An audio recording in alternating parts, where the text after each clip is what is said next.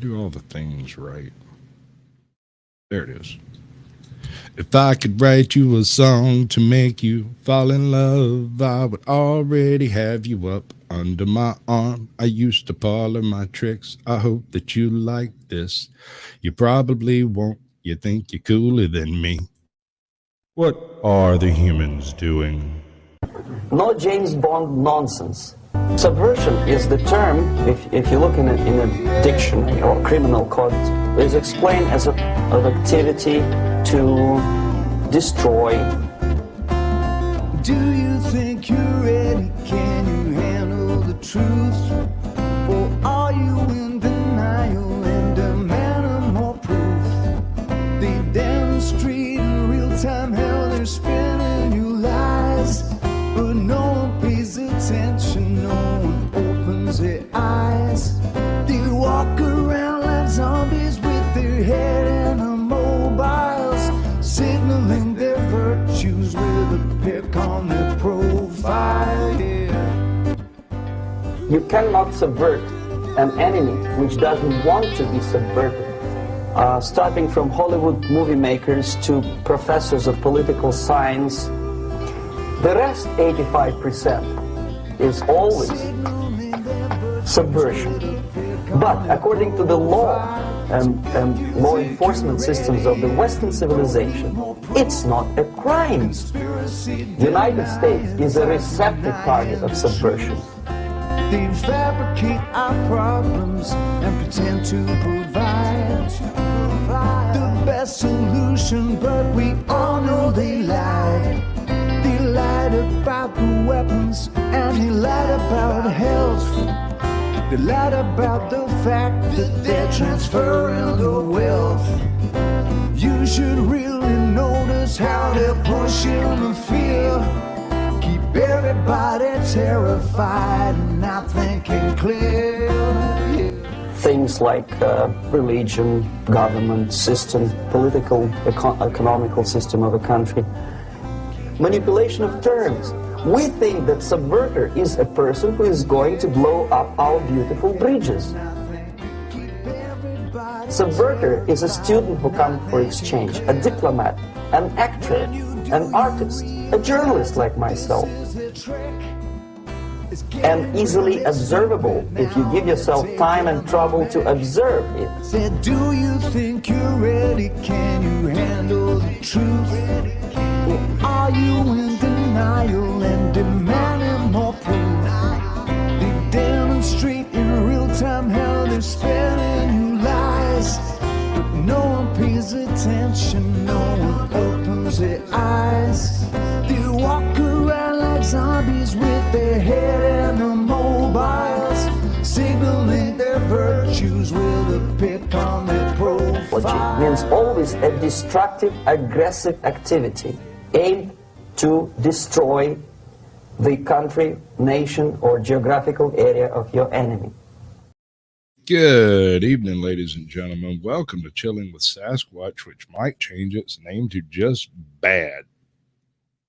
Because today we're looking at bad FBI people, bad judges, bad interrogators, and generally speaking, bad agencies. And I have my hopefully good friend of Veterans Affairs with us. He'll be in and out. How you doing, bud? Groovy. How are you this evening? Pretty spiffy. Did you get to look into any of the videos that are up for perusal? Probably not. Negative, no. That shit is boring as fuck. I wouldn't do it neither. No, I know exactly where I'm sitting, dude. I'm asking people to do things they don't have time for. So here I am. I can take a look at it right now.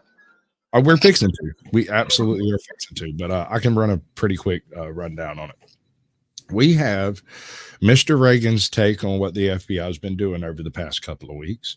We have, I think it's Suspect Cam, I think is the name of the channel. The Suspect, I think. Something like that. Anyway, and then we have bad cops, bad judges, and bad interrogators. It's all bad. There's no good, man. Where's the 2-hour video of somebody sitting down helping a helping a poor bastard trying to get his life straightened out, right? Oh, that's locked away in the evidence. Right? Like where's the 47 commendations on, you know, solving, you know, domestic cases that aren't criminal? I guess there aren't. They wouldn't be dealing with anything non-criminal, would they? Yes, it makes sense. Yeah, no. You want her to get into your fifth deep, don't you? She's gonna ask you a lot of questions, bro. I think you're trying to not violate your fourth, or have her violate your Fourth Amendment. I mean, we could violate a lot of amendments together. It wouldn't be. It's not like that unless she's like actually active duty and doing the thing. But yeah, no. I say we throw one of those parties where everybody brings a mascot mask. Like a little slave mask. Wow, dude, is that your mascot? Is your mascot a slave? Holy shit. Right. Wow. Too much information, bro. Nah, seriously though. It's a reference to a movie called Deary Off the Wall, and in the middle of the movie, for no explicable reason, all of these people involved in the movie put on costume masks and go and dance around in the living room for a full 5 minutes of the movie. It's fucking hilarious, to like really bad Benny Hill music, if you can imagine that. All right, are you familiar with Mr. Reagan? Are we talking about President Reagan, or are we in a special world? No, we're in the special world of YouTube, right? And no, wow, that is really weird. That's not what I meant at all. Ooh, is that right? That's right. That'll work. We can work with that. All right, that's Mr. Reagan, and in a weird way, he looks like my brother 20 years ago, right? Like, it's a little uncanny. The only thing homie's missing is like a weird little mole on one cheek, and you might not be able to tell them apart. A picture, well, that and Skunk Ape was always furry like me, you know. But my brother favors this guy, or this guy favors my brother, however the hell you want to put that. I don't know. It's always intrigued me. I always wondered if there was some kind of miscegenation in our heritage between our family and his, because he does favor like my dad and my brother. I don't look anything like my dad, right? So if you saw me with the rest of my family, you just stare at me and go, "What are you, the milkman's kid? The mailman deposits you on the way by? Like, what in the hell happened?" You're the milkman's baby. Yeah, no, I mean, I just don't look like anybody else in my family, quite honestly. And it's always been a sort of an underhanded joke that's been passed around, was obviously I was picked up on the side of the road or something. He's adopted. Not really, but really, we think so. We think maybe the stork had the wrong address or something. Anyway, might have been a little too deep lore into Sasquatch on that one. Somebody clip it, make me famous. I'm tired of doing all this work. So this is Mr. Reagan, and he does like a political punditry, and he's got 2 channels, 3 channels, 5 channels, however many. And one of them is called Mrs. Pagan. And Mrs. Pagan is him playing, or possibly, I don't know, maybe he is a transgender Democrat. And it's Mrs. Pagan describes the world as she sees it. And it is hilarious. He tried to do some jokes a while back. He's obviously not a joke teller type of comedian. He doesn't really do that sort of thing. But most of his political hot takes, so to speak, are about 3 days late and always on point, probably because they're about 3 days late. Or perhaps YouTube isn't his primary platform and he releases days earlier on other platforms. If that's the case, I wouldn't know. Does that make sense? Yes. Don't forget your Red Bull, folks. Makes it sting. And, you know, has to sting, right? Or it's not real. If it doesn't cause pain. Let's go through chat right quick before we get crunk up. All right, you're not going to believe this. Let's Go gets the gold. Nightmare gets the silver. Nice. Nice post picture. Did you see the thumbnail coming in here? No, I came in straight through the link. Okay, cool. I'm late, man. I'm so late. No, you're good. You're good, dude. I didn't send that email out till about 20 minutes before the show anyway. So, like, you got it just as soon as I sent it. Like, you did good. John Denicola gets the bronze. And we're going to be looking for our participation trophy. So make sure to say smart ass stuff as much as possible because it's hilarious and it's excellent for clipping later. I encountered something weird on YouTube, man. Claire Wells, welcome in. I don't think I've seen you before. Homeless in America, good to see you. Kat, welcome in. Strictly Strange has joined the chat. That's cool. I like him. He's funny. I don't think he means to be funny. I think he's funniest when he's not trying to be funny. Does that make sense? What's up, ATL? Good to see you, bud. That's usually how it works. When you're not trying to do something is when it happens. Well, I have a twisted sense of humor. And so people will say perfectly ordinary things to me and I'll just start giggling and they'll be like, why are you laughing? And then I'll explain and it's like, oh, that is funny. Ha ha ha ha ha. Right. But I don't know. Other people just don't see it. People don't say what they mean often. That is very true. I mean, I'm I Zach. think people are afraid of, how do you say it? Not afraid of being told the truth. They just don't want to hear the truth. Right. Well, a lot of times people take the truth wholesale from some other mouthpiece and they don't even consciously register that they've done it. You know what I'm saying? Like they'll have respect for a particular individual and they don't really have an opinion on a political point, and they'll hear an opinion on that political point and have no immediate negatives to speak of it. And so they just accept that as being the thing, you know? What's up, tinfoil tea party? I got to get me a tinfoil hat. I really do. I think these shows would be much better if I had a tinfoil hat. Maybe they wouldn't beam them directly into my brain. What's up, Alex Dunn? Good to see you, bud. Keeper of the list. We got folks popping in now. Okay, so he's got a thing he does. FBI are now openly targeting Trump supporters ahead of 2024. Mr. Reagan. Buy that? Have you bought one of my mugs or t-shirts? Well, what are you waiting for? Christmas is coming. Yeah, you definitely need to get now, a you've mug. probably heard about this MAGA extremism categorization by the FBI. I think it's been reported everywhere. And, you know, usually I only like to chime in on underreported stories, but this is such a frustrating.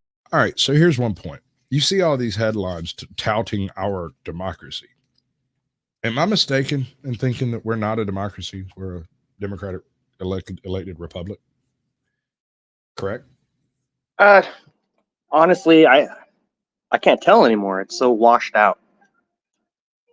Well, I mean, ostensibly on the books, we are a democratically elected republic. We have a republic that is operated as a democratically elected system, right? So the individuals are democratically elected, but the representatives, but the actual functionary of the government is beyond the pale. We don't vote on laws. We vote on people to pass laws. Yes, I agree with that. Okay, so chat, am I mistaken in how it's technically supposed to work on paper? Right, that is correct. Three branches of government, and they each can block the other, and it's all supposed to work.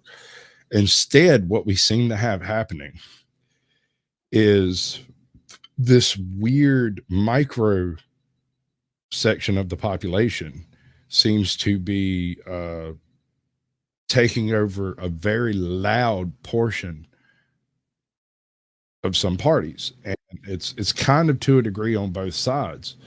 It's the loudest people, not the most humorous, not the people who get the vote, but the people, I guess it is people who get the vote, but they do it in a really weird way, and I don't understand it. This whole victim game thing, I don't get it.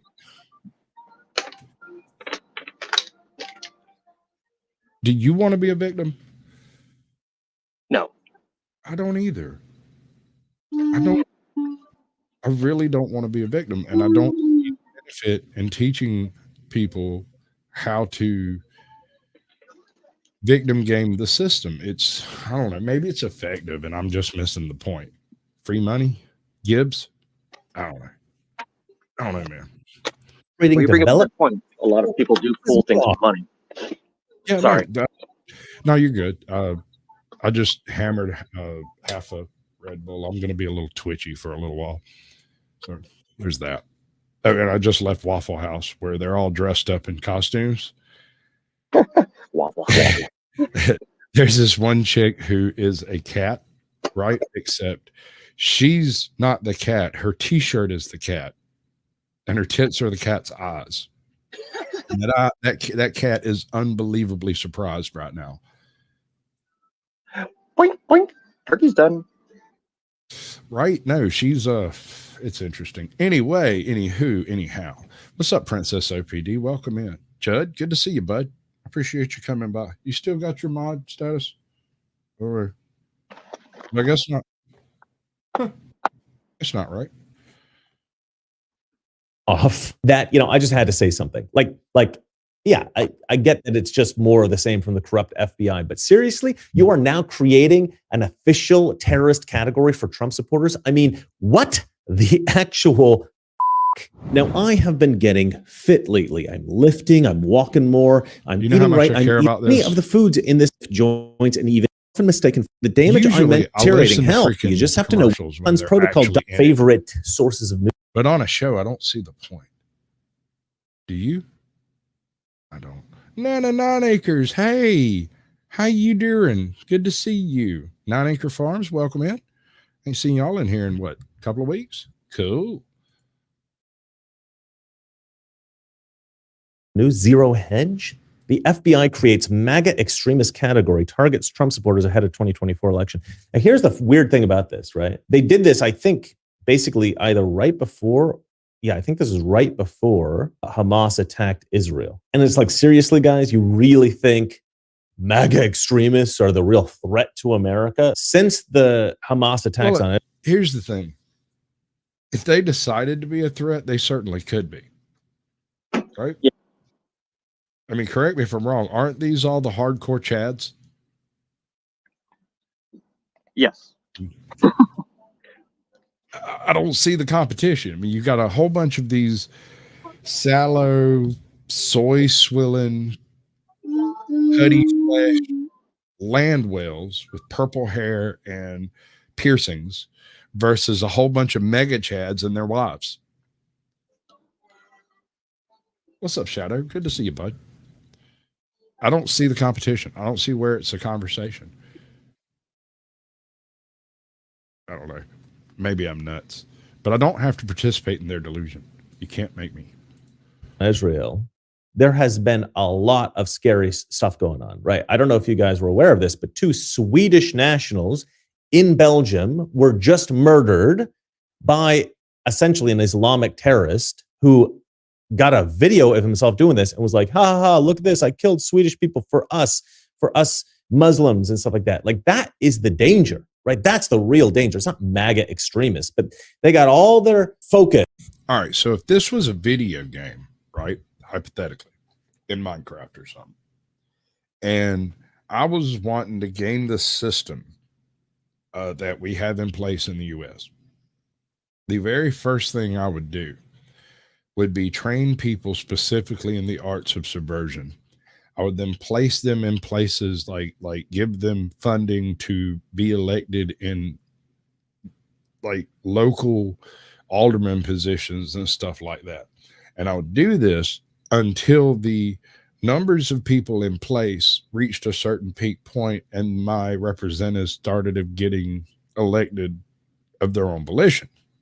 If anybody gets caught doing anything dirty, you just amputate the whole organization involved with them and move on paying other people to do your bidding. You do this for about 30 years and you end up in college positions. You end up in faculty positions. You end up in every single school board across America. You end up in alderman positions. You end up, and it's not so much that they have any legitimate conversation to have. It's all victimhood status. If you can be portrayed as the oppressor, then you lose virtually every argument you get involved with because they can just end on, but you're racist. Invoking the ultimate victim card of here, I win. It's like Uno or something. It's freaking wild. Definite victim card. But you get what I'm saying, right? Yeah. It's and to them, when you're talking them directly to their face, they have this full-on active cognitive dissonance where they say, yes, we need to remove guns from the people because the people cannot be trusted with guns.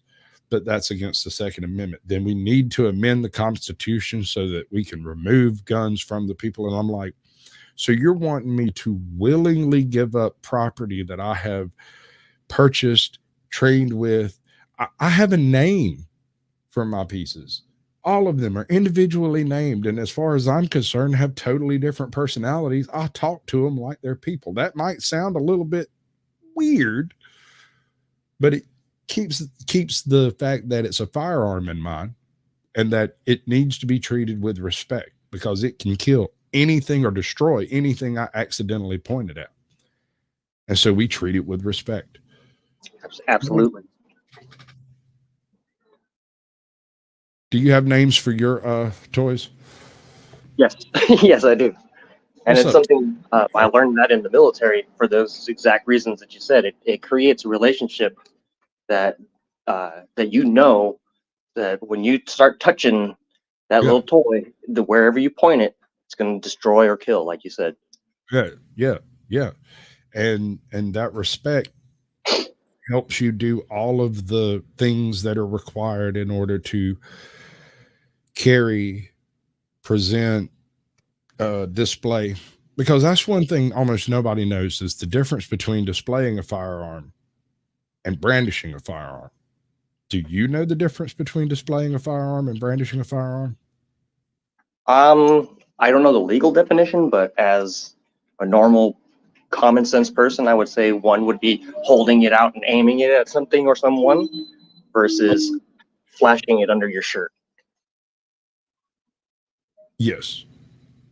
For the most part, you can take your firearm out, and as long as it is pointed straight at the ground and obviously not being utilized as a threat, right? That is merely display.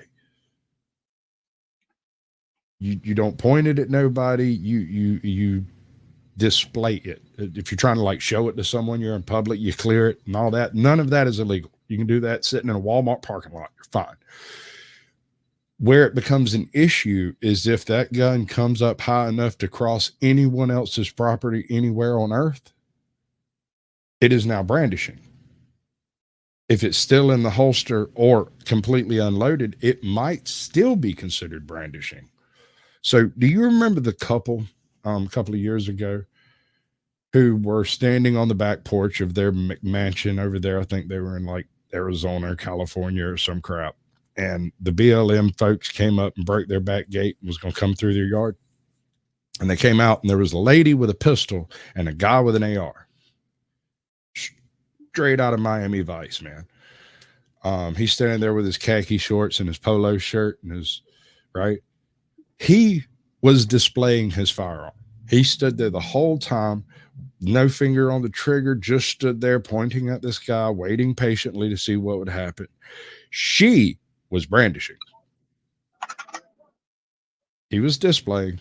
She was brandishing because she was pointing with the gun and waving it around and talking with her hands and all of that is a chargeable offense.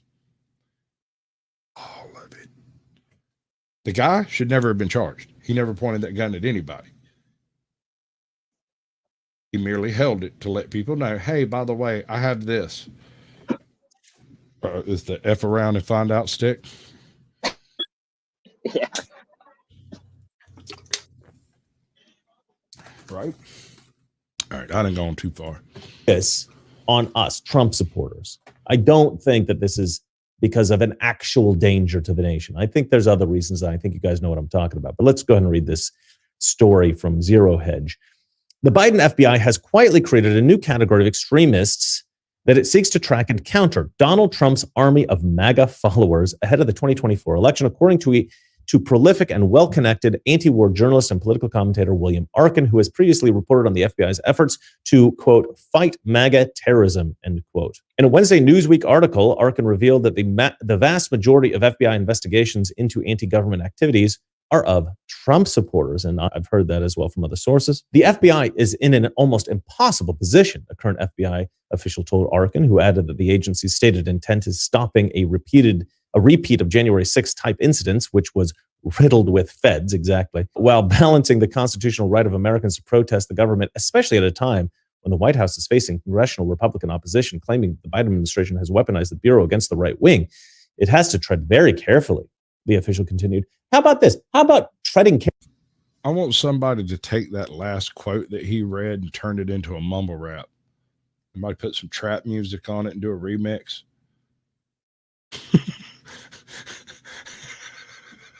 Carefully by not targeting Trump supporters completely inappropriately. That's maybe a good idea. That's a good way to tread carefully because we're not actually doing anything violent, you morons. Sorry, got out of control there for a second. Newsweek spoke to over a dozen current or former government officials who specialize in terrorism in a 3-month investigation to understand the current domestic security landscape and to evaluate what President Joe Biden's administration is doing about what it calls domestic terrorism. Most of the people interviewed requested anonymity because they were not authorized to talk publicly, were reluctant to stray into partisan politics, or feared repercussions of speaking frankly. Of course they would.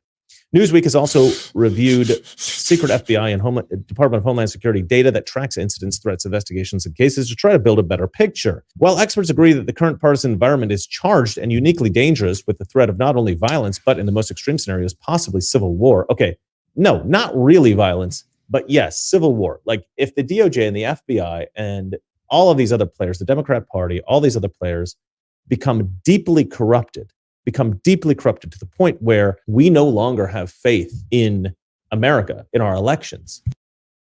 Do you have faith in the system? Do you trust that the system has your best interests at heart? Oh, 100%. Absolutely. I have no doubt. There is no gaps in the system that anyone anywhere could ever possibly fall through and not get the help they need. Yeah, what do you think this is, Canada? That is one of the funniest things I've heard all day. But I'm a bit jaded on the humor, so I'm not going to laugh. I'm going to do a lawless. Right. Do you see his reaction to me telling him he drops common loot? I hurt that man's feelings, and I didn't mean to.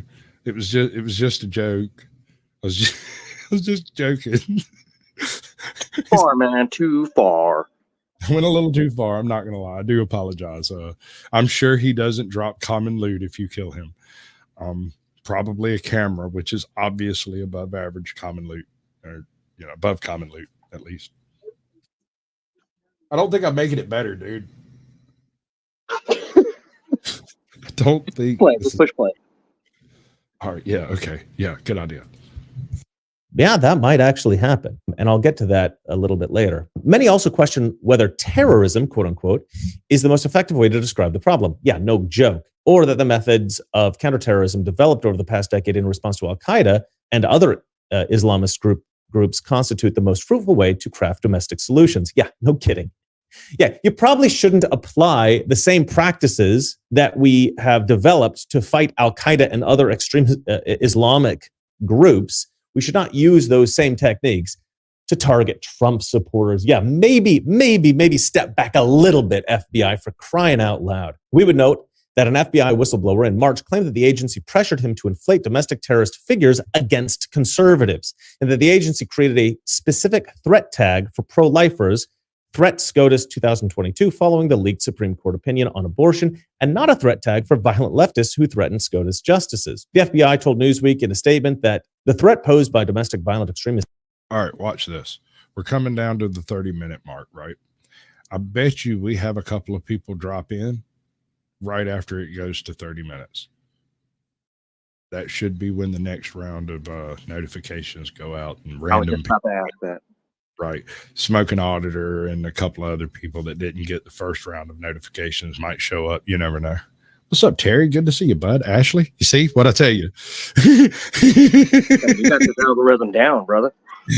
No, we're just getting into the last 30 seconds, 29 minutes, 30 seconds, and they just started going out. People started popping in. The next one should be at the hour mark. That's cool. right? Did you just get your notification, chick? Yeah. See, if we figure this out, if we can figure this out, everybody can have a monetized channel and no one will ever have to work again. That's not how it works. Pretty sure that's communism. We're not ants. Dreaming. Involving the deadly. The FBI's goal is to detect and stop terrorist attacks, blah, blah, blah, blah, blah. This is obviously BS, right? That is obviously BS. They are targeting Trump supporters. And let's get into why. Look, we all know that the FBI has been doing this for some time. In fact, 2 months ago, the FBI went to Utah and they murdered a Trump supporter for using violent rhetoric about Joe Biden and other Democrats. This is really a thing that flippin' happened. Now, it is unclear to me That's really whether this guy shot at the FBI and the FBI retaliated or what happened. I haven't been able to figure that out. I don't think I'm not sure that the FBI even released a statement on it, but it looks like somebody in the FBI basically just wanted to make an example out of this guy. It looks like this is a message to Trump supporters. Do not say things that we don't like or you will be murdered. But you know what? Tons of people used violent rhetoric and still use violent rhetoric about Donald Trump. George. You got the gold today, just so you know, let's go. Or should I say it right? Let's go. Or wait, are you a little anime chick? Let's go. I don't know. Let's go. I don't know. I assume everyone on YouTube is like a short, fat Asian guy in a basement somewhere. I don't know why. Because that's probably what a general creator would look like. I mean, you know, neck beard, thick glasses, Cheeto dust on their fingers. Neck beard reaching up from the chest, right? Right. Wait, no, is that the average gamer? Maybe. Lopez posed this image of then President Vicente Fox holding the decapitated head of Donald Trump. Was George Lopez murdered by the FBI? Was he even investigated? Of course not. Kathy Griffin had her famous Trump decapitation photo shoot. Kathy Griffin, as far as I'm aware, is still alive. Marilyn Manson also featured a decapitated Trump in a promo for a music video. I don't believe that the FBI murdered Marilyn Manson. Madonna famously suggested that she wanted to murder Trump by blowing up the White House. Yes, I have thought an awful lot about blowing up the White House. Now, I want somebody to take that episode of The Whitest Kid You Know, where he explains the best way to go about attacking, hypothetically, some location, and edit this in with it. I think it would be hilarious. 1 million views. Well, if you're famous and you have money, you can make threats against the president and the White House. Is that correct? In my experience, if you have enough money, you can do whatever the hell you want and just write checks until they go away. Fair enough with me. I'm not going to say where that information came from, but it does seem effective. The trick is knowing who to write the checks to. That's the trick. Because people will take your money. They have no problem with that. Whether or not they'll do anything useful. Good point. Yeah. Good luck. Was Madonna murdered? Of course not. Johnny Depp joked about murdering Trump. Anthony Bourdain spoke about murdering Trump. Big Sean, Pearl Jam, Snoop Dogg, Rosie O'Donnell, Larry Whitmore, Robert De Niro, and the list goes on and on. Not to mention the thousands of crazy protesters with their violent placards and crazy leftists online who have tweeted their desires to see Donald Trump dead. I did an entire video about this when Donald Trump caught COVID. There was a trend among some particularly sadistic leftists to post what they believe to be an actual satanic curse against Donald Trump, trying to end him via witchcraft. Leftists are weird, man. And look, obviously, I'm not suggesting that the FBI should go murder whatever leftists are using violent rhetoric against Donald Trump like they clearly do to conservatives. But what I am saying is that the FBI seems to only take violent rhetoric seriously, investigate, arrest, and murder people when it's a conservative using violent rhetoric against leftists. And we all know you don't have to use violent rhetoric. A conservative just has to walk through the Capitol building during a protest or be a member of a group that the FBI doesn't like for the FBI to go after them. Their criteria seems to soften by the day. Soon, you'll just have to look like a conservative and you'll be in trouble. John Fetterman might be in trouble soon just for wearing too much Carhartt. Now look, the FBI has essentially created a... That's pretty based. Based. Oh, God, this guy. All right. So one of the things I like about Mr. Reagan, and he kind of goes hard in the paint on certain topics. And you'll have to go check out his channel to figure out specifically which political topics he's really hard in the paint about. It's not hard to guess. You can pretty much do your conservative who's who and usual suspects. You'll probably hit pretty close to target. Well, it's good information. Yeah. Here's the thing that gets me. My man brings receipts. He shows the particular quotes, the specifics of each case, each thing he covers. So whether he's covering a book or a new movie or whatever, he'll bring up the quotes from the actresses and actors or the participating anchors in the story or whatever. You know what I'm saying? Like, he has no issue bringing the receipts, providing them immediately. Crime law enforcement strategy. They've apparently decided that the conservative culture in America is so saturated with potentially violent terrorists that the best way to go after these potential terrorists is to target them before they commit their inevitable violent terror attacks. There is, of course, one problem with this strategy, which is that every American citizen is supposed to be presumed innocent.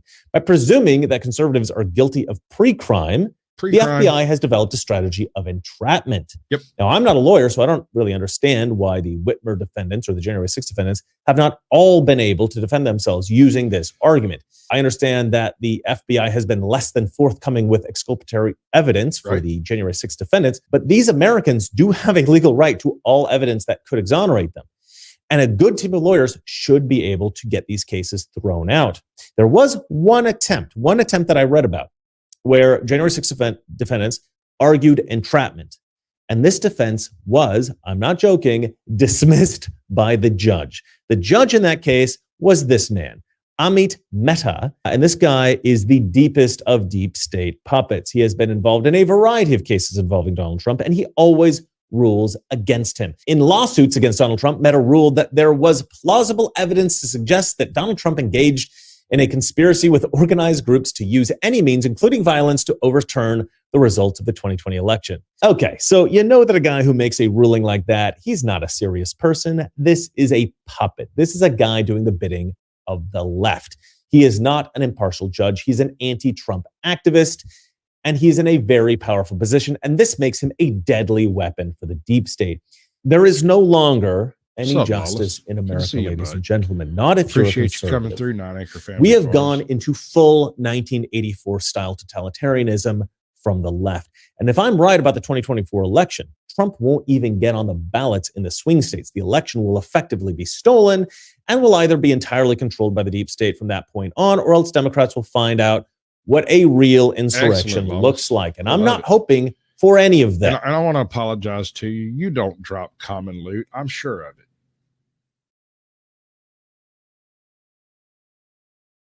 I'm not suggesting any of that. I don't want any of that. But it's looking more and more like that's where we're headed. And if I'm right, then it makes a lot of sense that the FBI, if they are deep state controlled, would make a MAGA extremist category. Because if you plan to incite a civil war, it's best to keep an eye on those most likely to fight against you in that civil war. Let me know what you guys think about this in the comment section below. Buy all of my stuff at my Teespring site. And remember, it's not that our liberal friends are ignorant. It's just they know so much that is not so. Good night. Not too long ago, two friends of mine were talking to a Cuban refugee, a businessman who had escaped from Castro. And in the midst of his story, one of my friends turned to the other and said, "We don't know how lucky we are." And the Cuban stopped and said, "How lucky you are. I had some place to escape to." Most of the time, judges advocate for law and order. But when some find themselves facing legal issues, they think they'll get away with more than most. What do you think? Judges overstep their bounds every chance they get, or just sometimes? Every chance they would get. I believe that. Okay. So the integrity value is lost. At what point, though? I mean, are all judges just innately corrupt? Are they corrupt to the level of the system they're at? They are at in the system. Are all people at that level equally corrupted? I don't. No, that's a good question. That takes a lot of thinking right there. It's like a lot of things. They're not all bad. Now, when they see things that are going to benefit them and their buddies, then I can see them going ahead and doing the wrong thing. In a world where Lawless is in chat. What's up, bud? Well, I mean, I wonder though. See, here's a conversation I had a couple of days ago, and this kind of hurt my head a little bit, try to wrap my brain around, but it's more accurate than to say that there are a few bad apples, right? Everybody has weaknesses and can bend to those weaknesses at certain times in their lives. Okay. This would imply that bad cops are bad cops because they're weak and they experience more weak periods than strong periods, or are they just greedy and corrupt? I'm sure that's a thing. But for the most part, I like to think cops really want to help. But then when they get into the actual system of policing, all of that, while they say it's not, is all quota based and performance based. And if you want to make more money or you want to get promoted, you have to do more. And doing more is just what we don't want the government doing, in my opinion. Yeah, that's a good point. Doing more than the position that they're assigned. Right. So a judge taking the steps like not too long ago. What's up, Flow State? Good to see you, bud. Welcome in. What up? Do your thing. I'm Flow State. My channel is Flow State at Flow State at Flow State over here. You have to search it the whole just exactly as it's typed out with the at and then no space, or else you won't find me because Flow State's a very generic thing to search in YouTube. Memberships are on sale for $1. Best deal on YouTube. Absolutely. That's all I got today. Videos I'm aware of. Veterans Affairs, you got a spiel yet? Have you come up with one? America, fuck yeah. Time to say the motherfucking day, yeah. Absolutely. Okay, so do you have an opinion on government agencies in general? Yeah. You just yeah. I do. What is it? Actually, I rushed in here to get on the judge and cop question in time. Yeah. Not all judges are bad, in my opinion, but they're all human, of course. Right. I've had a couple good judges. I don't know that I could say objectively they're good judges. They liked me better than whoever was on the other side of the courtroom, right? Right. So they're good to me. The problem is that most of them are prosecutors before they're judges. And so you've got that preference stacked in prosecution's favor. I don't know that I think that there's such thing as a good cop anymore, because I think that, for instance, drug laws, which is the bread and butter of the prison system, are immoral. I don't think that you can have a job that is doing immoral shit and be a good person. I also don't see why anybody would become a cop except to flex power. It's not for the money. It's not for the love. It's not for the respect. It's not for the prestige. Right.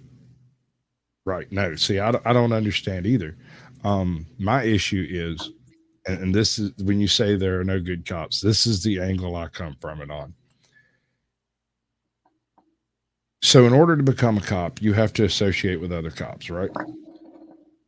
Inevitably, you will come across a cop that's doing less than savory shit on duty actively. They got a side chick, they got a side hustle, they're doing something that's not technically legal, or they're full on gaming the system with their badge. And these good cops that exist, they're out there. They have to turn a blind eye to it, or they'll get drummed out of the agency under the same types of false charges that you'll get lawfared on. Absolutely. So how can there be a good cop in an agency where there's one bad cop and 47 that know he's a bad cop, and that cop still has his sergeant stripes? True. And most of them don't want to be stuck in that stigma where they're looked down upon for being a whistleblower or actually doing the right thing. Right. Also, this carries right over into organizations like the Veterans Affairs, all of that stuff. These people also exert a state of power over the people they're supposed to be helping. And all it takes is an inappropriate word or a bad day to have you flagged as being a problem. And from that day forward, you will forever have issues trying to get anything done through normal channels. Yeah. 100%. I mean, but still, I mean, even the best cop, in my mind, is taking a job that is immoral. Right. Because I think the laws are immoral. You can't take a job enforcing bad laws and be a good person. I think that you could be a confused person who started off with good intentions, but I don't believe it takes people very long to realize that, you know what, most of the people I'm arresting are not being helped by this, and they're not victimizing people to get themselves landed in jail. Right. Right. So one of the major issues I have with policing in general, one is the automatic quota system that has to be utilized in order to judge performance, because a lot of people would say, well, they want their cops out there beating the bushes trying to solve crimes and stuff, and others say they'd rather them be out there in the bushes getting a blowjob and not doing shit. Right? Fuck yeah. Somewhere in between there is a happy medium of policing that needs to be discovered, because both sides of this is fully corrupt and impossible to deal with. Well, a crime needs to be something that has a victim. Agreed. First and foremost. Incentive needs to not be tied to, because even if you look at like the Justice Department grants to local law enforcement, right? How that federal money gets spread around, every one of them is worded. It's like how many guns you get off the street, how much drugs you get off the street. They're actually incentivized to have crime. Yes. That all needs to be rewarded so that they've got an incentive to have safety. Now, of course, then you run into the issue of, well, they're not addressing crimes at all because they don't want to have any crimes reported. But I think that if you had the laws rewritten so that there's no victimless crimes, that would do wonders. I think you're onto something there. I'm not sure. We need a linguist, a genius, a cunning linguist is what we need. Touche. That was pretty cunning of you. I think you might be the one for the job. I chewed on that son of a bitch from 4 different ways. I knew there was a joke somewhere. All right. Oh yeah. Also, asset forfeiture. That shit's got to go all together. That shit's got to completely go. Qualified immunity and asset forfeiture, civil asset forfeiture.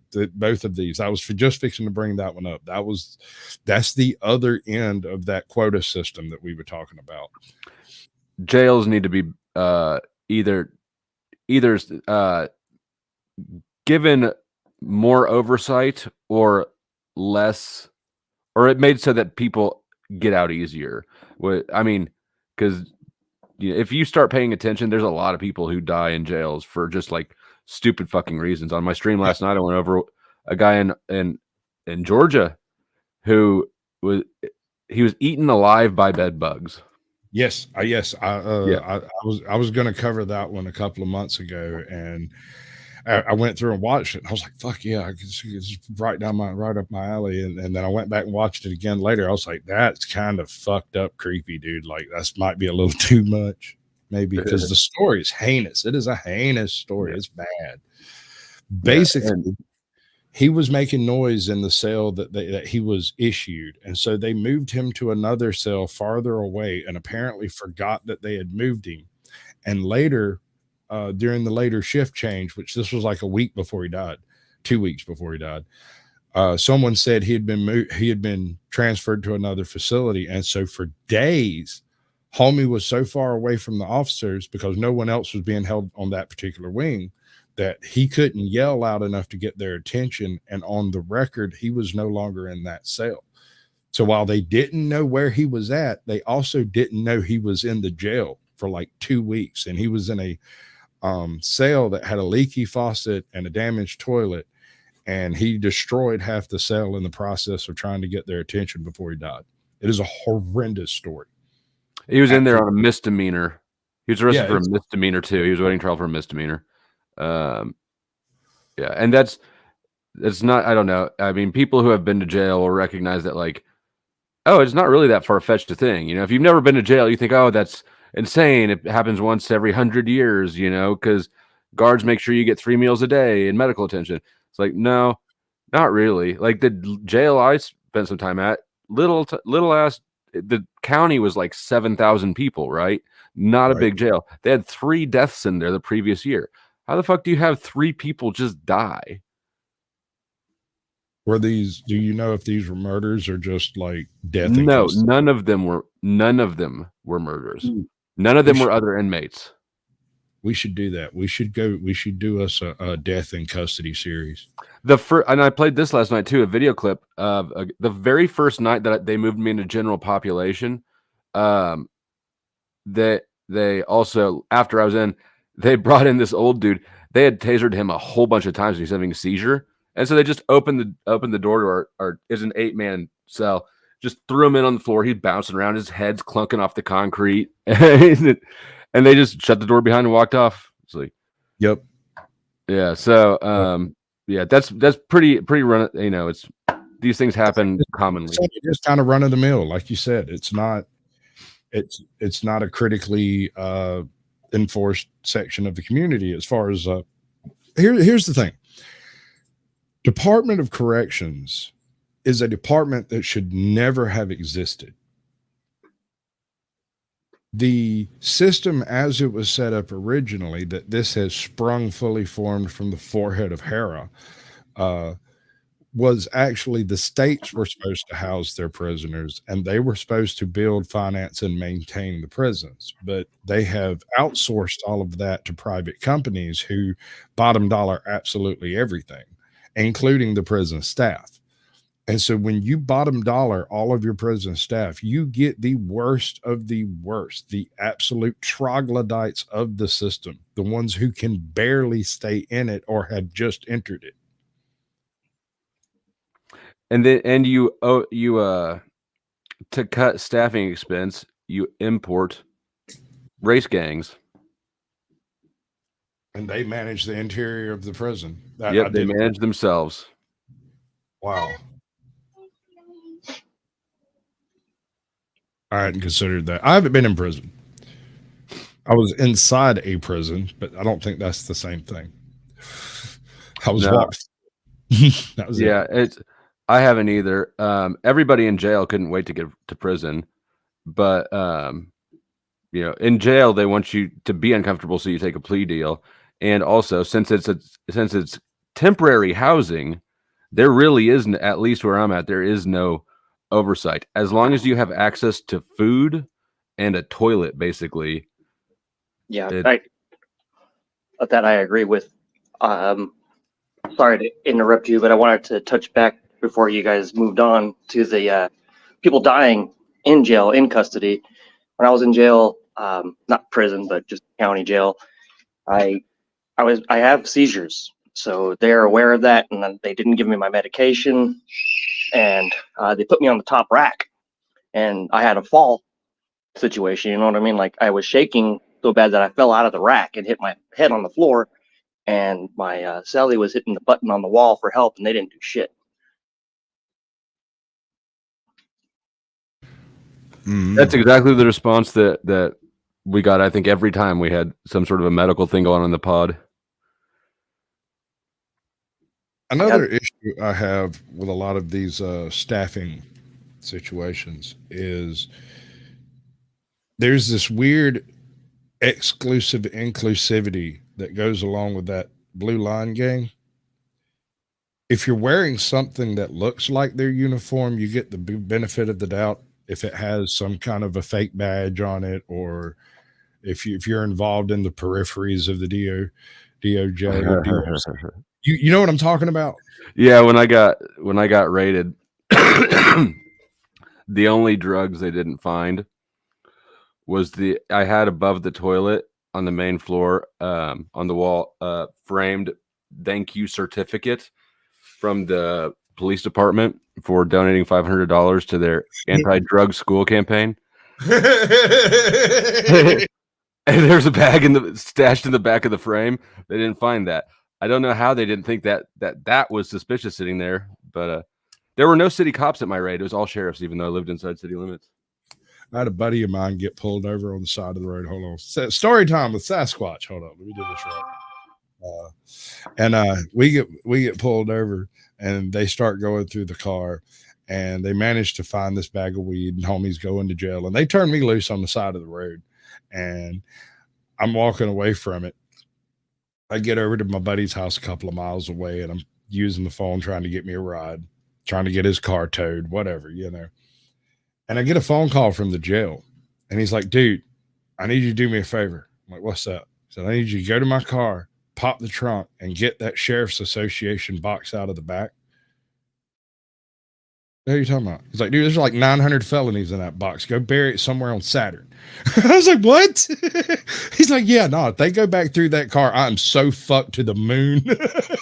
And I was like, and these calls are recorded, guy. Right? Exactly. I was like, I don't know what to tell you. I don't know who towed your car. But it turned out it was towed by his uncle and was just towed to his house and dropped off in the garage. So he just went in, got run for a misdemeanor possession of weed, and they threw that out later because they didn't want to deal with it. That's right. Yeah. I'm actually not. I was about to tell a similar story, but I'm not going to. Yeah, let's move on. So, in other news, wait, what is it? Carrie always says. Hold on. What is it? Carrie always says. Shit. Wait, that's not right. That's not right either. Damn it. Why does it never work right when I want it to, and it always works wrong when I don't want it to? Hey, there we go. All right. So this is a judge. She's going to make some very stupid decisions today, and we're going to ride along with her while she has a horrendous day. And this is the day that she becomes ACAB, because, you know, what is it? Back the blue till it happens to you. Well, it's fixing to happen to her. Oh, I like these stories. It's good She shit. tried to get around I have towing mirrors for a pickup truck.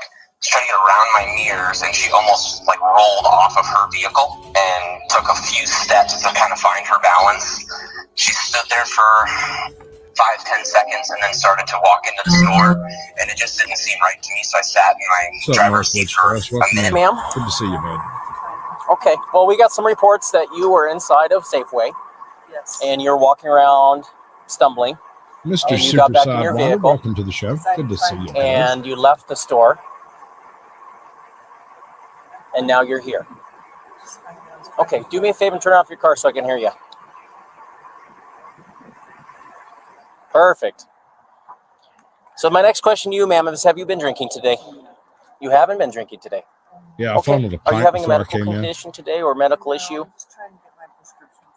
Everclear. Okay. So would there be a reason that somebody would call and say that maybe you were stumbling around in Safeway? Okay. I'm just trying to get my prescription. Okay. So what? We're checking out corrupt judges trying to get out of crap on the side of the road. Yep. We're coming into the last 30 seconds of the hour, and we just started picking up 5 more random viewers, one of which is not really here at all. Mr. Super Sidewinder, welcome in. Did you just get your notification? We're kind of doing a poll here. We're trying to figure out exactly how this stuff works. Inquiring minds wish to know. Well, we know that it doesn't want you and I to hang out together. Apparently, man, like, your shorts on my channel die an ignominious death. Yeah, and your shorts on my channel are, well, you saw the lowest one in the screenshot, so it makes no sense here. But hey, I gotta say this much, just as a little flex. Mine on your channel did get a few views. Yours on my channel were absolute dead. Like there's 20 views a piece. That's it. What, they haven't come up anymore since I shared those screenshots? Y'all need to go to his shorts and watch the 2 with me in it. They're pretty funny. And I'm a little upset they didn't do better because they are kind of funny. And I got a few of them lined up for the next week because there's. Well, fuck, if there's 20 of them, just drop them off and try them again. I can't figure out the rhyme or reason to like what takes off in the shorts algorithm. It makes no sense to me. It's like playing roulette. It is a little bit, but I can tell you this for absolutely certain. If you choose an hour of the day, just pick one at fucking random. What's up, truth be told? That's my brother from another mother right there, bro. He gives me free mustache rides. That's hot. So hot. Do you need somebody to hold the camera? Hit me up. Yeah. Oh yeah, right. Damn right. So threaten me with a good time. It's getting gay in here. Saying. No homo. I don't know. Maybe a little homo. I don't know. I love no, if you say no homo first, then it's not gay. You can basically, the power of no homo is amazing. You can say it before anything, and it's not gay. Good to know. I got a gay buddy. There's a whole song about it out there by Lonely Island. I bet I can imagine it right now. Almost like a guide. Hey, did you know there's a country version of like an acoustic version of Get Low? Yeah.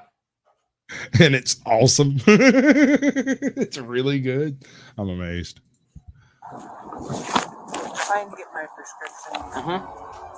Okay. According to the police, when they pulled Hancock over, she displayed clear indicators of alcohol intake. The officers were suspicious and decided to conduct some field sobriety tests when she denied being under the influence of alcohol. So that makes me ask, are there medications you're on that maybe you haven't taken today? I don't think there's medication I've taken today. Okay. Oh, okay. I'm asking, is there any medical concerns that you have for you? Like my man is a professional. What is it? I have a seizure disorder. Okay. Well, that's good to know because then that makes us wonder if they're seeing something maybe at the store. Maybe there was an incident that may have happened that you weren't aware of with seizures. I just have to ask. And that's the medical side. I can ask that as an EMT. I can ask, was there any medical? So you still don't have a notification for me. You just came by. What, did I pop up on your feed or something? How did you get here if you didn't get a notification? Were you just stalking me and I happened to go live? I don't understand. How did you get here without a notification? That's my question. I didn't get a notification either, actually. Yeah, I was talking to you beforehand because we're apparently so shadow bound. But I do think I have my bell on for you, and oh baby, I ring my bell. But I'm turning it off after that. Oh, but okay. Thank you, Mistress. May I have another? Because you didn't say no homo first. You're gonna fuck up my reputation okay. In these YouTube streets. But I'm not against any homos at all. Ever. They dress so much better than I do. I mean, hell, homo picked out my outfit for my channel. Bro, I hate glitter though. Glitter. All right, that's where I drew the line. Is like arts and crafts aids. He was like, all we need is a little bit of hair dye and some glitter. And I was like, whoa. All right. Because you mentioned glitter, we're taking 2 steps back from the hair dye. I don't have a lot of rules. I'm a pretty chill dad, but my daughter's never been allowed to have glitter in this fucking house. It gets everywhere. I mean, I want to drop the quote. I wish I had the clip of Anakin talking about sand. How are you here and here again? I'm utterly baffled. Hello? Is that you? Yeah, I don't know what happened. Okay, I'm going to remove the other one. Cool. It's a doppelganger. Oh no. They're coming for our soul. Whiskey Britain. What's up, bud? You didn't get a notification at all live on your TV, YouTube app. Well, that's interesting. That's interesting as hell. What am I doing on that thing? How did I sign that up? I wonder. That's weird. That's really weird. Okay. All right. Well, thank you. I appreciate it. That's what he was saying. He didn't get a push notification. I'm apparently on TV, YouTube app. So that, I guess that's cool. That's neat. I don't know. What do we do with that, Flo? I don't know, but you know what? In the last 48 hours, I've gotten both of my community guideline strikes appealed and approved just quickly, easily. One of them, I accidentally hit the submit button without putting without filling anything in the comment section. So basically, have been algorithmically linked specifically for the removal of your monetization in the first. It's good, dude. Well, so you know how it's fine. if you're under investigation and you get pulled over, like on just driving around, the cop will go back and run your name and then come back and be like, okay, have a good night. And he will won't pursue anything else. I sort of feel like that's going on with YouTube.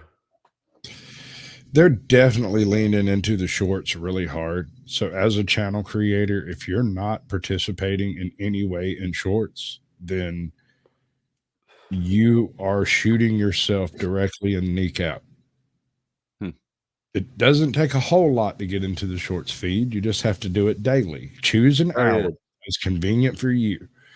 And my suggestion is use the remix feature, or if you're a funny guy or you have something cool to show, like why the remix feature? Because it allows you to clip a few seconds from somebody else's video, and you can use those few seconds for the idea to make a point or to demonstrate. But I mean, does that add something to the algorithm when you use that function instead of just screen record or use a video editor? So screen recordings, I've had hit and miss results with them. Almost all of my Sasquatch Odin C series is done through screen recording and uploading as a short using the shorts features, right? And they do not perform as well as my remix. But here's the catch. When you do a remix, 99% of the time, it will choose your face for the thumbnail. And if you're going to have that problem, because some of us aren't as cute as you are, bud, we can't all be the smoking auditor over here. Look, I'm only cute relatively until I open my mouth, and then they hear that sex voice, and it equalizes. Yeah, I imagine that. I like to whisper in chicks' ears whenever. Anyway, so we're gonna bad judge. Oh, just a little love, both. Surprise sex. Struggle snuggles. That's some after dark shit. Stop it. Okay. Were you, by chance, were you having anything Power at the store when you were at the store? Because I've seen that where people might be walking and all of a sudden they hit something and you don't realize it. No, but I do have a seizure disorder. Okay. And you're not feeling like you're having an incident right now between here and the store? I don't think so. Okay. But it could be possible. Okay. I'm asking just to help you out. That's all. Just work with us, and I want to be as cooperative and helpful as I can with you. I have a seizure. Have you had any alcohol? Have you consumed any alcohol today? Earlier today. Hey, truth be Earlier told, today? Can you get, I don't know, I can't remember. Do you know how to do links? Can you get Whiskey Written's link, drop it in chat for me? I kind of dig their channel. It's a little all over the place, but very specific. I don't know how to explain that. Like, they do a specific thing. You could probably guess what it is. And then they do all kinds of other stuff along with it. And they're funny. I think they're humorous. I giggle. Usually I put them on when I'm cooking my after streaming snack or whatever it is. You know. Cereal? By cooking, you mean cereal? Is that what you're? No, sir. I have allergies. I've had to cook my whole life. And I was a hardcore stoner back in high school, and I learned, and my whole family is a family full of cooks and chefs. My aunt is a 5-star chef. So the level of cooking that is around most people is like microwave some crap. I grew up without a microwave until I moved out of my dad's house and bought a microwave. So that's what year was that ish? 97, 99 ish. Quite a while. Did they ever get a microwave? My dad's parents never got a microwave. They did right after I moved out. I'm not joking. Like a week after I moved out, they got a microwave. They got a couple of things. A microwave, one of them doohickeys for opening jars, like a mechanical jar opener. Like, you can totally replace, son. We don't need you anymore. Look, bink. My jelly is open. Thank you, John. I appreciate it. We'll throw that on the pin. Y'all go check him out. I'm gonna try to get both of them in for a show, but they be doing stuff. Folks be Your busy. parents? Nah, Whiskey Written. Mm. The channel is operated by a couple. They do stuff. It's hard to say what they do because, like your channel, it's kind of all over the place. Whiskey first, whiskey, and then all kinds of other stuff, just different other stuff. It's all kinds of stuff. Bad judges. I get that. I do. I can relate. I mean, except I don't do really the whiskey anymore. I kind of hardly drink. I only drink around my dad really anymore. He's like the only person who like really wants somebody to drink with him. When I got a solid A cup, Cold Creek. That's the titties I brought. Anybody else? Anybody beat an A cup? Nope. Sports bra. Push-up bra. You give me a push-up bra, I might be impressive. Or maybe training bras. I don't know. Are they different? It doesn't matter. I'm not rocking much. Earlier, how earlier? A couple hours ago. A couple hours ago? How much did you drink? A couple of glasses of wine. Okay. And were you at home when you did this, or were you out? You were at home? Okay. 5 minutes later, things took an interesting turn when Hancock decided to change her story and openly confessed to having consumed alcohol before she started driving. When questioned by the officer about the timing, she replied that it was a couple of hours ago. How about, are you able to stand on one leg? I don't know. Are you? Yeah, I can't do that. Well, I can stand on my left leg. Right, nope. Okay, so Can you hold my phone, please? sure I can. So if you're going to have her do that, if you're not going to have her do the walk and turn test because of her bad knees, then you need to know that because of her bad knees, you chose not to have her do this portion of it. But she's going to go ahead and try to do the one leg stand. Oh yeah. Okay. YouTube and totally what the one leg wiped that, stand is, Cole. you need to explain I to didn't her notice that. on what you're wanting her to do, so she understands what's going on. Okay. That's crazy. I'm gonna put this in your car. Is that okay? Sure. Okay. I'm gonna put it on the driver's seat. While keeping both legs straight, point the toe of Okay. your raised foot All down. right. Look at So just for the chat's knowledge, Cold Creek Croft made a statement with the word boobies in it, and YouTube removed it from top chat and hid it in live chat. Right? So apparently that's been added to the new no say list. Correct me if I'm wrong. I mean, as far as I could see, that's the only word in there that would be questionable. We got double boobies though. Yeah, it's true. He did say it twice. YouTube is notorious about that. I guess. Shit. I don't know. Look at your raised foot. But you're always supposed to have two boobies. Damn it. So she's a judge? Yeah, she's a judge. You'd think she'd be well rehearsed in what to say by now. I want a lawyer. She's not doing very good. This goes straight downhill. Here's the thing. She's participating in this bullshit because she thinks she's going to tell the DA that she's a judge and the DA to kick it out so that he can get somebody else ran up, you know. That classic one hand washing the other situation. Wow. Okay. That would be my guess. I mean, she seems to have absolutely constant confidence that none of this matters. You see her? Look at her. She's like, why are you making me do this stupid shit? Do we know if this does matter? I mean, she might have just got it tossed out, really. We'll see. We'll see. I don't expose these. These are supposed to be reaction type things, so I can't tell you what's coming. Right? Foot and keep your arms to your side. It's gonna look like this. Okay, you're gonna pick one foot, hands down to your side, and you're gonna look down at your toes the whole time. For how long? Until I tell you to. Okay? I'm not done yet. That's all right. While in this position, count out loud in the following manner: 1001, 1002, 1003, and so forth until I tell you to stop.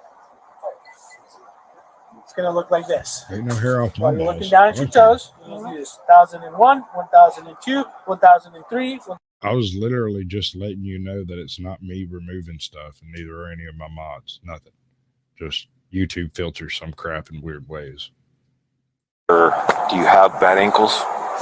Yes. I have bad feet, bad ankles, I have everything. Okay, how about those shoes? Are they pretty comfortable shoes? I'm just asking. Yes. Okay. All right. And out of both of your legs, which leg is the most They're both bad. Okay, which one Both is not as bad? They're both bad. Okay.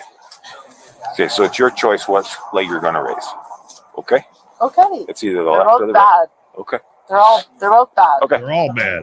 Everything's bad. This is a bad day. Just let me go home. Look down at your toe. What am I supposed to do? Why isn't she telling them that she has the right to travel? She's a free man on the land. She was sailing her vessel right here on this road. Tell them you're not engaged in a commercial enterprise. Yeah, that should end this whole problem right here because there's no law against drinking and traveling. According to Black's Law Dictionary and the Constitution. Oh my God. Oh, you got me. You're right in my weak spot. Got you Black's Law. right in the chink in your corporate fiction.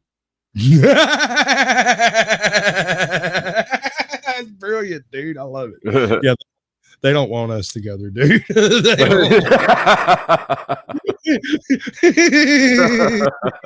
is good. We're gonna be. They're gonna send the team out after us. We're under the eye of Susan.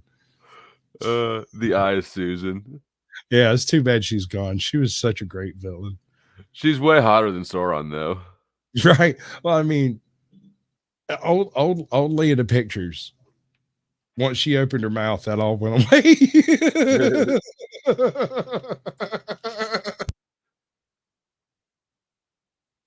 The technical issues are part of the show.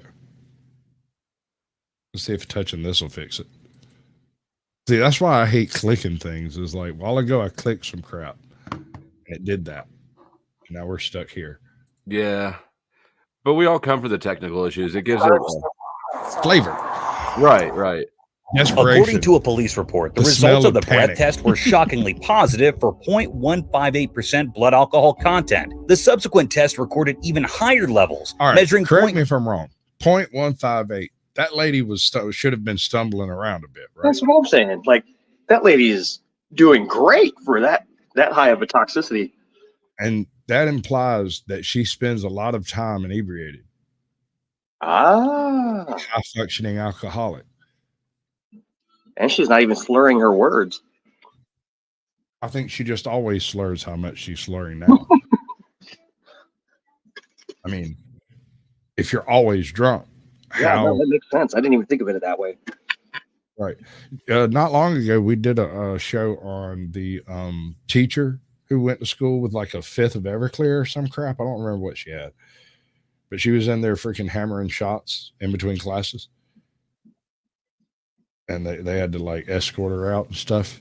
That's some hot water, man.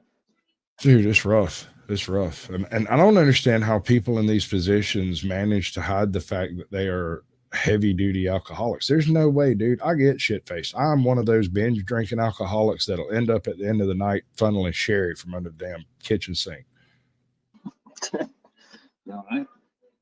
I don't drink anymore, but I didn't even think of it that way. Being inebriated all day to the point where you can actually function that way. Right. And that's absurd to me. Like, and I know people who do it. I know people who are roofers that wake up in the morning and hammer a double deuce. I don't get it. I don't understand. 0.219% and 0.214%. These measurements exceeded Arizona's DUI threshold of 0.08% for drivers. More memories? Okay. So go ahead and explain to her how she's supposed to do it. Okay, you get a steady pressure, steady flow for as long as I tell you to. It'll stop, okay? It's going to be steady all the way through. Do you understand? Yeah. Have you ever blown up a balloon? Yeah. An air balloon? So just do a steady breath of air just like that, like you're blowing up a balloon. Okay? Yeah.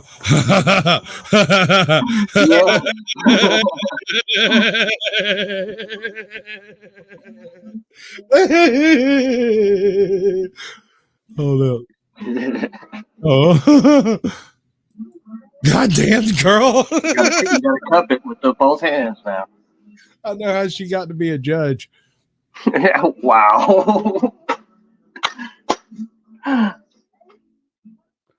think I heard the cop gasp. Oh God! That breathalyzer to the hilt. You got to make that into short for sure. And hold on, she puts the hands in there. Look at that. She's got the whole technique down. She with the hands. She's all the way deep. Good for you, Judge. This is great. And she's making solid eye contact. I feel like she's making solid eye contact as well. So okay. So as a judge, she gets what, a 1, a 2, but as a cornstarch, she's getting a 7.3 in my book. Right. She might not know what the law says, but she can slob a knob. This is proof. This is why YouTube doesn't like us together. Oh God, she just like. Can you make just no hands? You either need to make just that like 2 seconds its own short, or I'm going to. Oh, this judge is good. Oh, if she's not viral already, it's about to be. I mean, this fantastic technique, no hesitation. Right. No hands needed. But she's coming in with the hands for support, right? She got eye contact, no hesitation, all the way down to the hilt. It wasn't until she realized she was doing that too good that she like. God bless her. We go masturbate. I'm intrigued. I'm aroused. I don't know about you. I'm impressed. I'm not normally into old ladies, but like I could make an exception for this judge. Maybe. Does she like Waffle House? That's going to be the determining factor, I'm sure. Get us fix it, then it'd be on like Donkey Kong. God.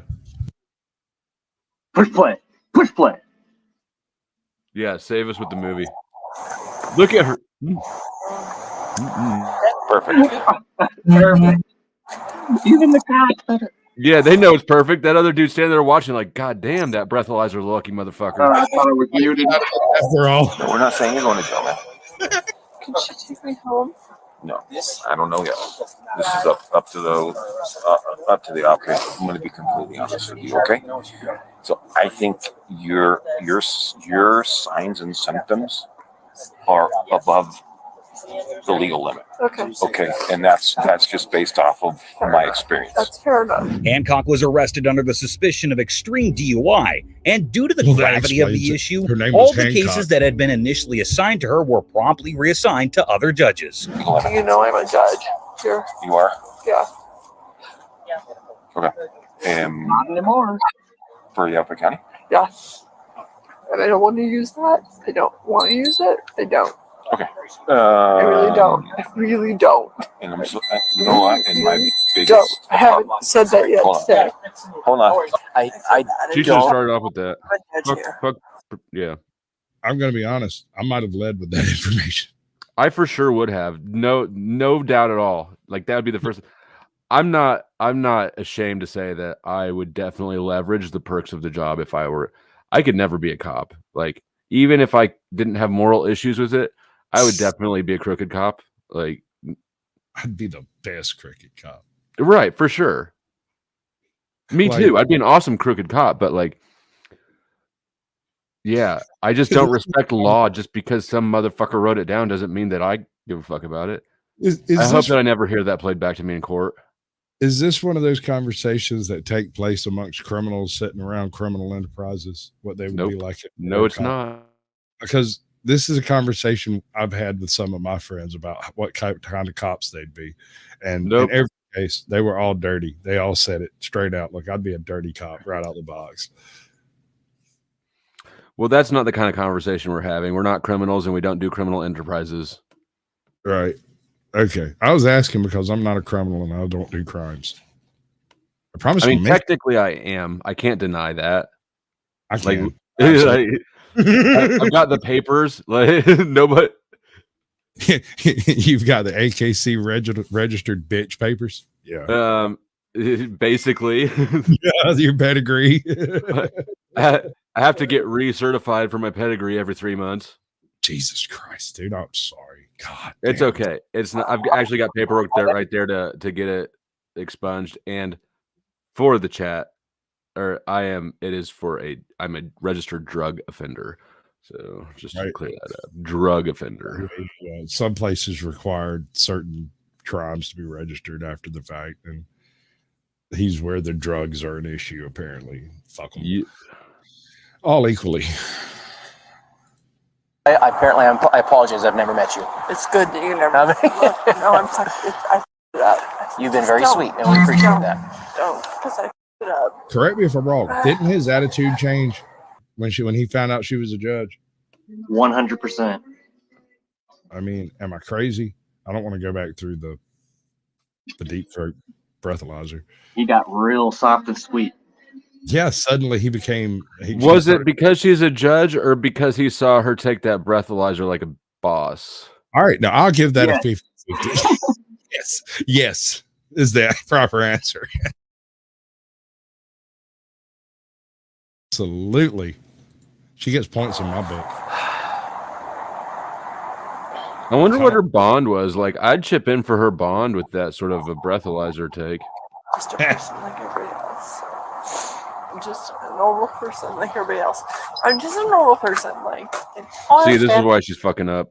Okay, we're just gonna have you sit in my patrol car for now, okay? Get you out of the weather. Yeah, just so you're not getting water on you. But 5 minutes ago, we were going to let her stand out. Hancock chose to plead guilty to the least serious DUI charges available. As a part of the sentencing, she received a one-day jail sentence as part of the sentencing process and was also ordered to pay a fine of $1,650. Moving on. Bruh. Incident involving probate judge Pete Mariano. Remember what I said about the difference between guilty and innocent? No. Who you write the check to. Oh, right. Yeah. I'm telling you, man, there's no such thing as white privilege. There's cash privilege. Absolutely. Cash king. Yeah. And anybody you know who doesn't care about like the whole race tension thing? Rich people. Rich people don't give not one fuck about what race you are. Do you live in this neighborhood? Right on. You have money. You're good with me. It's a class thing. And I don't really like going with the whole class thing because I know folks across several classes. What's up, Harley? It changes throughout most people's lifetime. I saw some, I don't remember the specifics exactly, but the variability in the top 1% of America is massive. Like, yeah, but you got to blame divorces for part of that, man. Like, I think, yeah. I don't remember exactly, but when I saw it, it was like almost nobody stays in the 1% their whole life. Most of the people who make it to the top 1% are there for like 5 years of their life. So, I mean, there's just a ton of turnover. But is that because the 1% exceeds them, or because they spend some of that, they stop going hard? Well, just life isn't linear progression, right? So there's all sorts of reasons, but yeah, that's true. The whole idea of linear improvement is complete bullshit. I don't know. Now I'm not saying anything about this manifestation concept, but and hear me out. This is going to sound really fucking hokey. Dude, I get down on the hokey woo woo shit. Bring it on. No, it's not woo woo. It's just hokey as fuck. It's really, really hokey. So I was trying to get off of smack, and I had gotten to the point where I wasn't doing smack. I was just popping pills, and I came to the point where I decided to get off of pills, but I hadn't actually done it. And I was trying to figure out when would be the best time so that I wouldn't end up in a situation in public where I was doing the full freaking Wanabe trots and the death sweats, right? And I woke up one morning and I listened to audiobooks while I'm sleeping. And I woke up one morning, my audiobook had ended, and the very first thing I heard was a Jordan Peterson video. And he was saying, clean up your room, help someone else. Oh, God. You know the one I'm talking about, right? Yeah, I do. The 12 rules, 12 laws, 13 laws, whatever the fuck it is he did. I can't remember. Yeah. And I woke up in my brain. I think I heard him do the hypothetical question at the beginning of his video, because I woke up from a dead sleep with this question of him in my head of what should I do? And he was like, clean your room, clean your house, get a job, help someone else out who's less fortunate. You know what I'm saying? Take care of a lobster. Yeah. Right. So backstroke on Tuesdays. I mean, like, and I woke up and I went, I can't argue with anything he said. And so no bullshit. I got up and instead of doing drugs, I cleaned my room. Right on. That's the first step towards recovery. I got his book over there. And then instead of doing drugs, I cleaned my hallway and then my living room and my kitchen. And I just did a round robin on the whole house. And my wife, and I will never forget this, while I was vacuuming the hallway after I'd cleaned pretty much everything in the house. This is a good 6 hours later into this. And I'm sweating fucking bullets and I'm running off to the bathroom every 2 seconds. I was just about to say, you didn't want to get caught with the shits out in public. Right. Exactly. And I had not cooked because I'm not hungry. Right. And I looked up the hallway and my wife was sitting cross-legged in the hallway eating a bowl of Cheerios. Why is she there? Exactly. I reached over, turned off the vacuum and looked at her and she's like, you all right? I said, yeah. You sure? You're not like suffering from a head injury or something? You didn't like get possessed by the devil himself last night? You're not like, who are you and where's my husband? And I'm like, no shit. I'm standing there in a shirt that is completely sweated through, going through the worst withdrawals I'd ever experienced in my life. And I went, yeah, you're probably right. I should probably do something different. And I stood up the vacuum cleaner, pulled the pills out of my pocket, dropped them in the foot locker outside my door and walked in the door and went to bed. And I didn't come out until I was clean through seizures and the whole nine. I just stayed there. One bucket for vomit. One. Mm-hmm. Well, I have a bathroom in here, so I cleaned it. It was very clean, very, very clean. Because was she like, oh god damn it, you traded in smack for Adderall? Oh man, dude, she was completely. I got a phone call from a guy in Newfoundland, and I don't even know how he got my number, but he calls me up and explains to me who he is. Apparently, he's a buddy of hers that plays video games with her, and she is so worried about me that he found my number somehow and called me to be like, dude, just go tell her you're getting off smack. And I was like, hell, I won't want to tell her I was on smack in the first place, dude. If I could make it through another couple of days of this shit, I'm in the goddamn clear. You lost your fucking mind.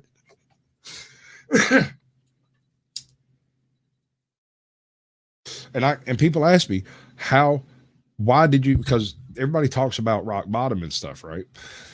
To me, rock bottom was hearing my daughter whisper in my ear when I was passed out on the couch that she didn't want to see me die and that she loved me and she left. And that shit. I remember that story. Yeah.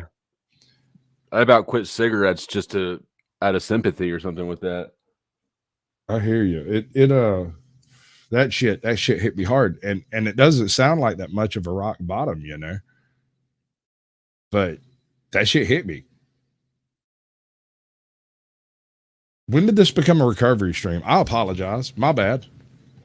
Bad judges. Who was pulled over by the police and subsequently found to be driving under the influence of alcohol.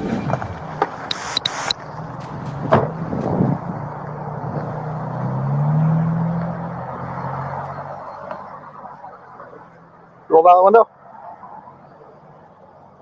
Oh, this is going to be good. What's going on, man? Good God. I had too much to drink. You had too much to drink? Yep. Can you do me a favor? You step out of the car, please.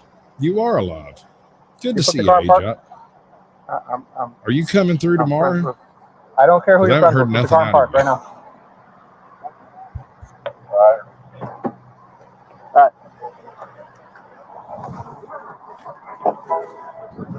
Put in park. Step out of the car. Okay.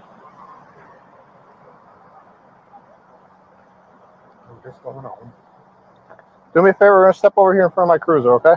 27. This is gonna be a S33. I'm friends with. Roger. 25, you got the 49 right there. What was that? I said I live in Roger. I have the info. Listen, man, I don't care who you know right now. You just told me that you've had too much to drink and you're trying to drive a car. I know.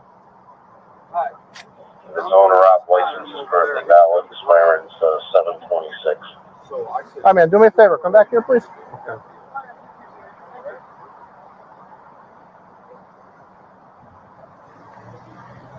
All right, I'm just going to face your car for me. Yep. Just going to pat you down real quick. You got anything on you? Nope. No?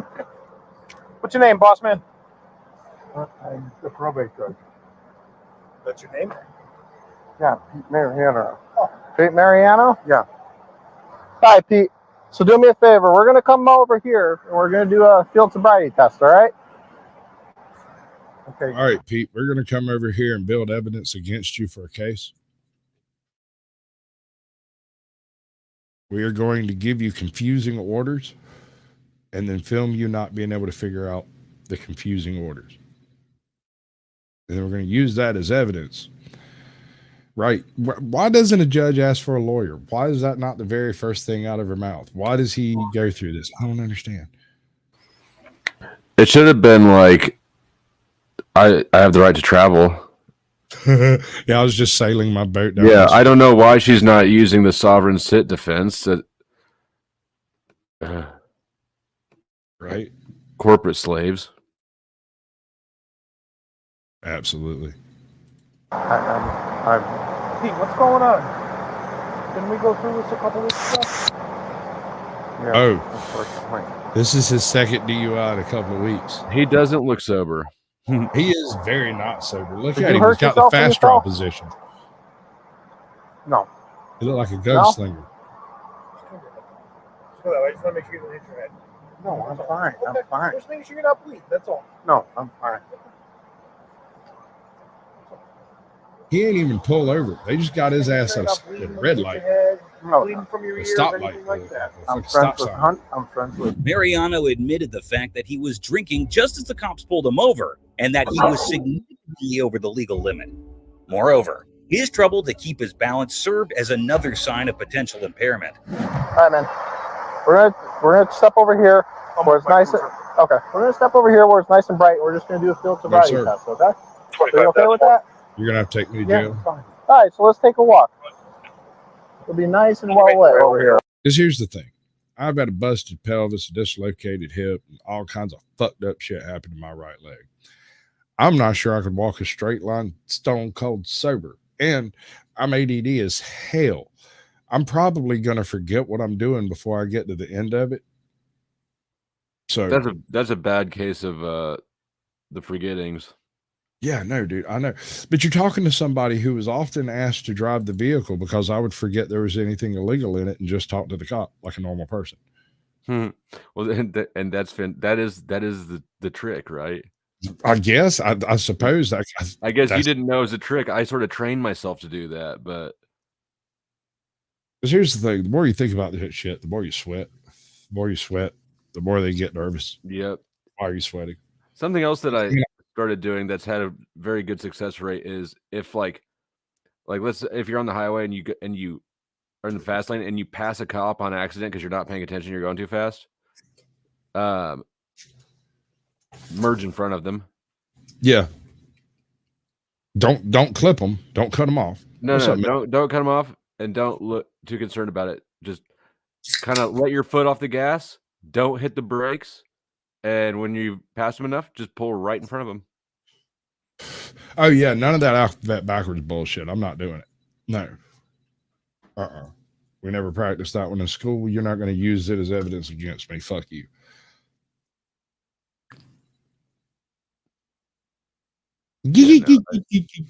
What's up, good citizen?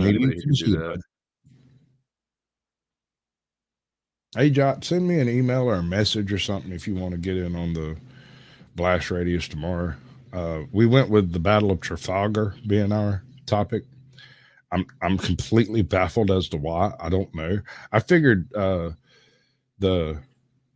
Salem witch trials would be awesome topic, but apparently he does military history, so I don't know. I'm trying to make an interesting show. He's trying to make a show, I suppose. I don't know. Okay? We're not going to be on a hill. Sure. Sure. All right, I get it, man. We just got something to do real quick, okay? So here, why don't we go over to this parking spot on this white line right here, okay? I'm friends with Hunt. I'm friends with Hunt. Sir, I understand you're friends with the chief. I get that. But right now, I have a job to do. I need you to work with me here, okay? Okay. All right, so just stand. We're going to stand right on this white line. It'll help with the test that we have to do, okay? Okay. All right, you can face me. Okay. Face me. Is it just me, or does homie walk like the penguin? Meh, meh, meh, meh, meh, meh, meh. You know? All he needs is a cane and a monocle. Look like Danny DeVito. Look at that nose. I'm sorry. Technical issues. You gotta love them. I don't understand why I do that sometimes. You understand? Do you have any medical disabilities or any injuries that would prevent you from being able to do the field sobriety test? No. Are you willing to do the field sobriety test? Yes. Yes? All right, so here's what I'm going to have you do. The first test, are you on any medication or anything? No. No? Okay. I have paint So the first thing I'm going to have you do is I'm going to have you keep with your feet together. All right, sir? Yep. Face me. Try to get you out of the way of the flashing lights. That way it helps you out here a little bit, okay? Yep. So keep your feet together and your arms down by your side. You're going to follow my pen with your eyes and your eyes only. Homie's so fixated on that white fucking line, he can't listen to the officer. He is entirely entranced by that white line, bro. He's like, but he's thinking maybe this line will get me sober. Right. Drive home. Here's the thing. They got me out. I had a real bad time. They took me out of the car. They put me on the white line, told me to follow it, and I snorted that whole thing. I knew some Arkansas girls in college who they'd always bring a little bit of yay out drinking, which one is this really just not a well thought through plan. But two, also, like, their get me a home stash quickly turned into the primer for my weekend, right? So they just had to quit doing that anyways. Yeah. Oh, no, I never could do any of that. Yeah. It like every single time. And people tell me it's because I got bad yay. But that shit made the whole top of my head numb. So I don't think like it made my emotions numb, bro. I don't think it was bad yay. I don't know. I had an infection in my sinus that was there for years and years, and every time I would do a line, my head would go numb, and I'd get a splitting migraine immediately. Like, interesting.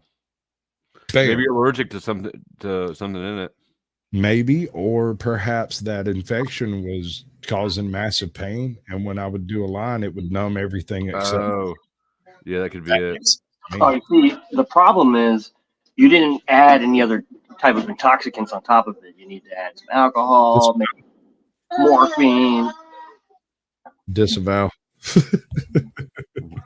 Disavow.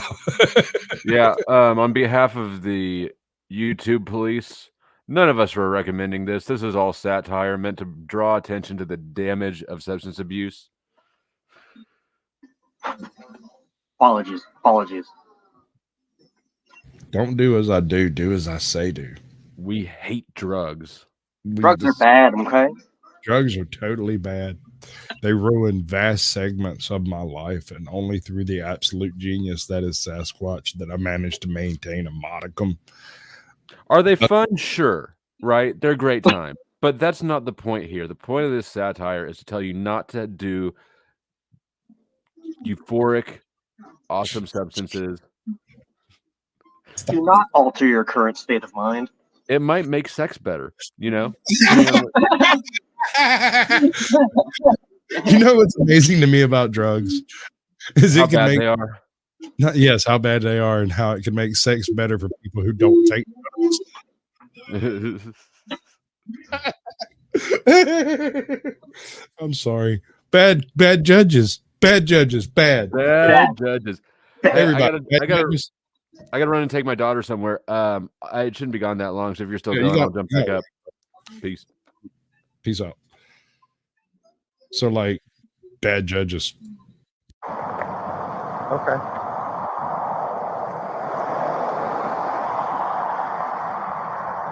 All right. Oh my God, sorry. Together.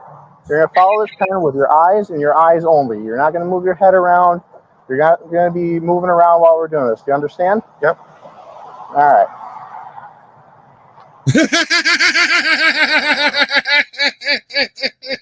You see that? Wow. You get around, you're just going to follow it with your eyes, right? Yep. He holds it up. Dude looks at it, looks immediately to follow an airplane.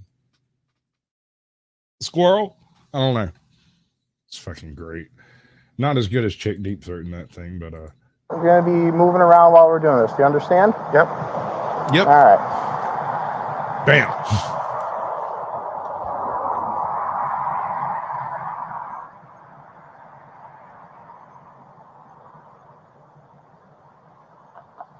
That is an absolute fail. That is a fail on so many freaking levels. But Pete, you understand you have to follow the pen with your eyes, right? Yep. Yeah. Yeah? Okay. Mm-hmm. But you know I'm a judge, right?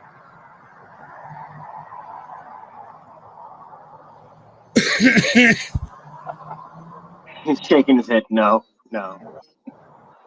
I'm friends with Hunt. I'm friends with. Welcome in, William Freeman. Good to see you. Appreciate you coming through. Chief. Don't do drugs, okay? So Pete, we're in the Mariano's Drugs are level of bad, intoxication okay? can be seen through his struggle to follow the officer's finger, something who awesome was in the patiently garbage. conducting the field sobriety test. His intoxication disrupted the test, and Mariano even interrupted the proceedings to mention that he knew several Naugatuck police officers personally. Go home. Well, I understand you want to go home, but we got to go through this, okay? Okay. Just follow me home, okay? Can't do that. I live a minute from here. Good on you, mate. I Now, didn't have you any can kind of drink. slow down on that side of it because, listen, in my experience, and understand, I come from a very eclectic community of churches. I'm right in the very heart of the Bible Belt, son. I've seen Southern Baptists and I've seen people pass snakes around in church. I'm not joking. That's not an exaggeration. If you have the faith, take up the serpent and it will not strike. These people definitely have the freaking faith. I do not. Because fuck that shit. Absolutely not. No. So, when it comes to religion, people can overdose on religion just like they do drugs. It is a euphoric feeling that permeates your entire anatomy. And is that not an endorphin kick? And is that not what every drug on earth does? I believe there's a reason Jesus gets you along. And I'm not allowed to start or join any cults, bro. I promise my mommy. Jesus.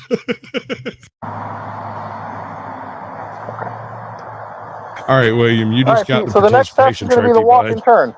All right, so what I'm going to have you do is I'm going to have you stand. What was that? Oh, your shoes are untied? Do you want... Before we start this test, all right? don't you just kick your shoes off, okay? Because they're untied, and I don't want you to accidentally step on the shoelaces and fall forward. I'm fine. You want to take this test with your shoes untied? Well, they're always untied. All right, if you suit yourself, sir.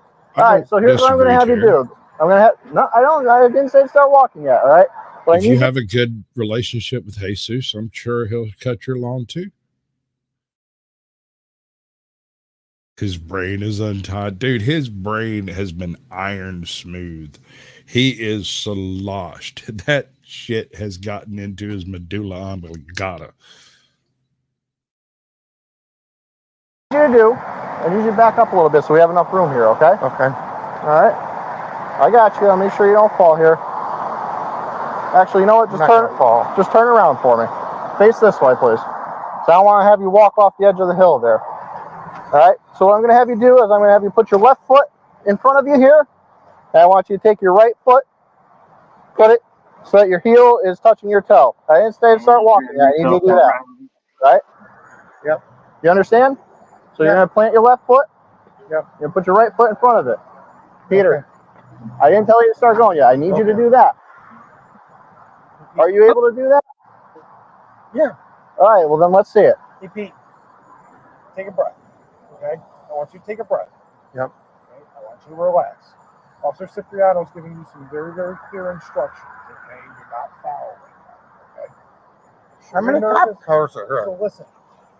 So I want you to take a breath, and I'm going to have you come all the way back to here, just so we can use this line for us, okay? Can you come back to here with us? Just so we can try to start over, because you've taken a little bit. All right, so we'll use this line right here. And again, I want you to listen to Officer Cipriano, okay? He's giving you a very clear set of instructions. Yep. He's very specific with them, okay? So all you need to do is follow them, okay? All right, sir. So here's what we're going to do. I'm going to have you put your left foot on that white line right in front of you, okay? Okay. Hey. Okay. You need to listen to me. He just checked out cross country, man. He's like, let's go. Okay, we're trying to help you, but you need to do what we're telling you to do. Okay. Okay. Exactly. I'm not gonna be rude. I'm not gonna be rude. I'm not gonna be rude. I'm gonna be a nice guy because I'm a nice Sasquatch, right? Right? Yeah. I'm very happy about your relationship with your husband, Jesus. Wait, no. Okay, no, these are two totally different people having two totally different conversations. Too much Red Bull, folks. Whee!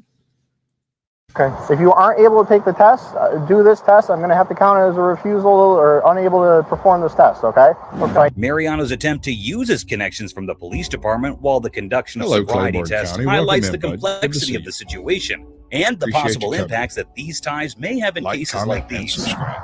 All right, Pete, we're going to move on.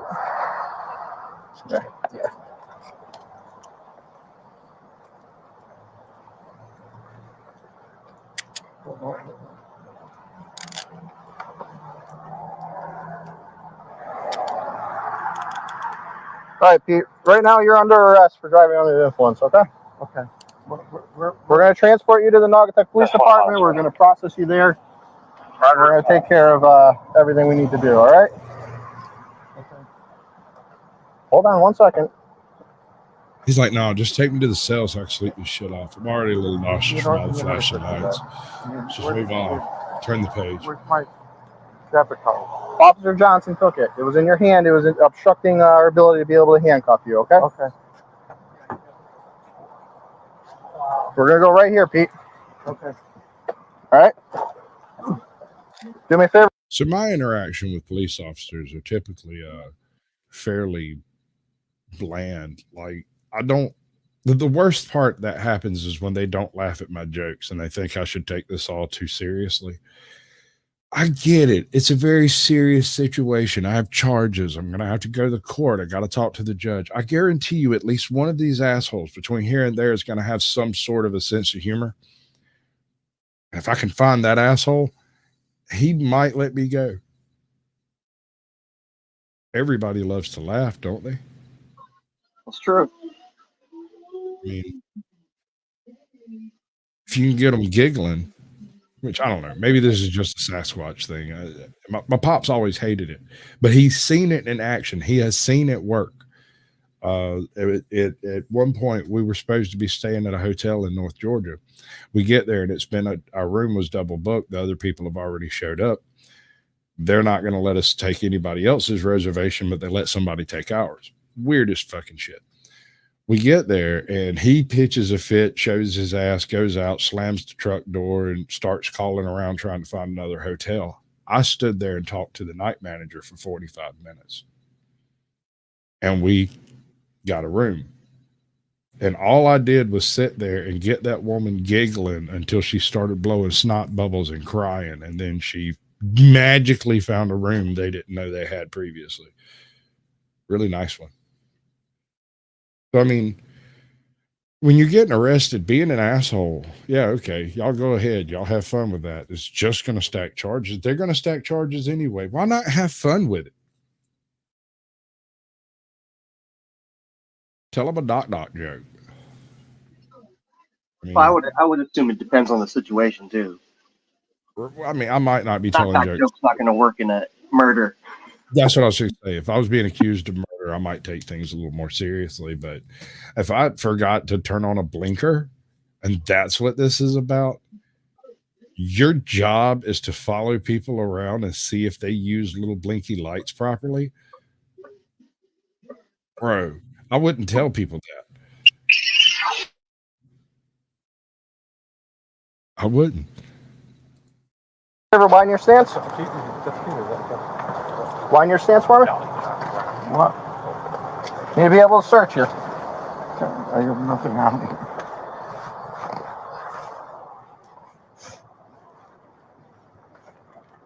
You have your ID in your car at all, man? The judge was sentenced to 1 year in jail and served only 4 days of sentence for 3 drunken driving charges, out of which he pleaded guilty to 2 counts of operating under the influence and for second-degree reckless endangerment.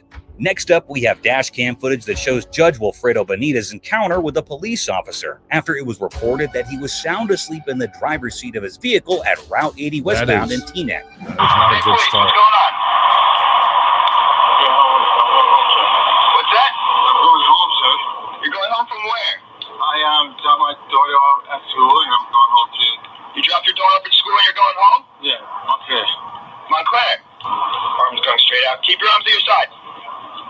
Guys, I was driving my son up at school. Come on, guys. You're driving your son? Daughter, son? Or your daughter?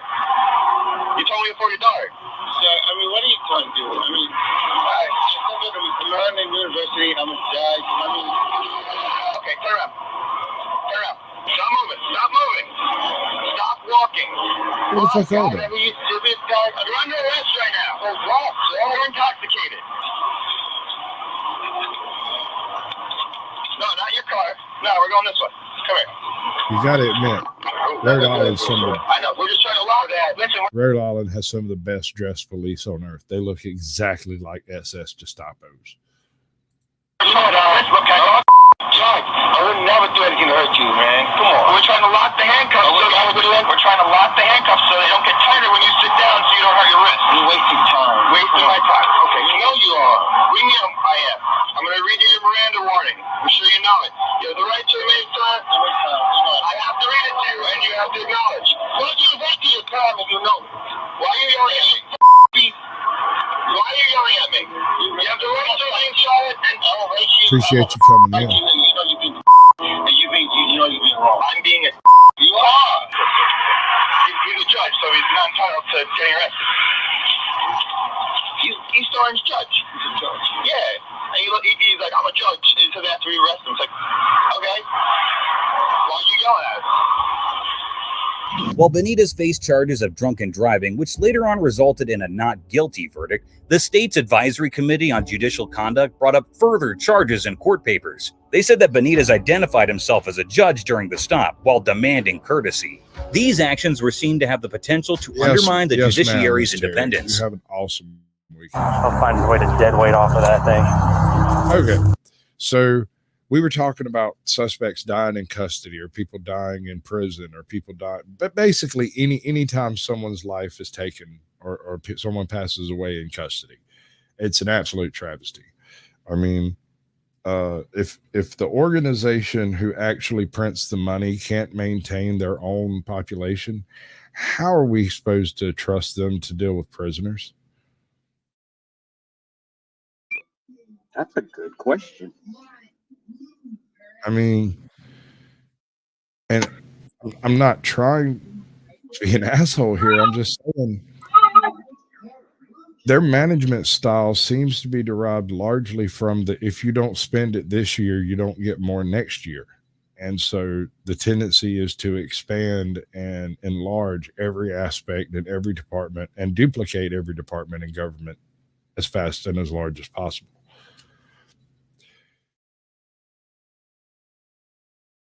I don't know.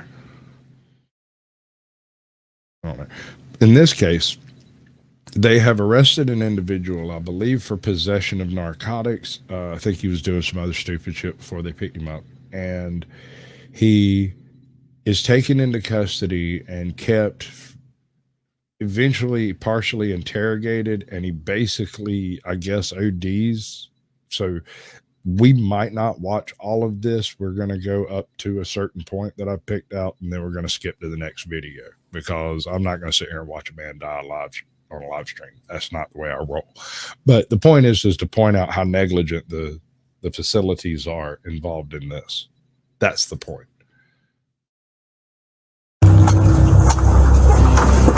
Every year, countless lives are lost within the confines of police custody, raising troubling questions about justice, but none of the victims in this video were prepared for what was about.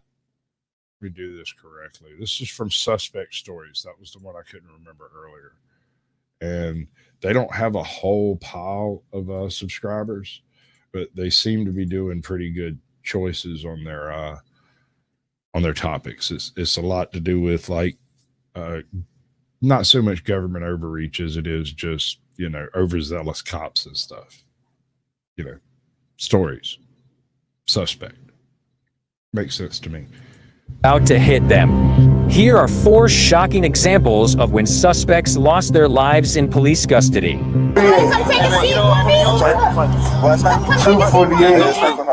Starting out with Xavier Franklin, who was arrested by the Dallas Police Department in connection with a murder investigation. He was 39 years old when he got picked up from his home and taken to the police station for questioning. We can see the cops stop Franklin and ask for his name. Okay, cool. What's your last name? Franklin. I'm sorry? Franklin. Last name? Franklin. It is Franklin? Okay. Your first name, brother? Huh? Your first name? Xavier. XC. X C A V A R A R I E R I E R. One thing stood out here, even though Franklin had all these tattoos on his skin and yeah, I don't know why you're following me, but those stupid lights on your car look dumb as hell. Stop stalking me. I'm not going to date you. Looked like just another bad guy on the streets. He didn't act like someone who had committed murder. He was so calm, even up to the point he was cuffed and made to get into the squad car. Franklin is taken to police custody, where he waits in an interrogation room for questioning. It was at this point that the tides started to turn. What started out as a routine arrest was slowly turning into a scene we only see in movies.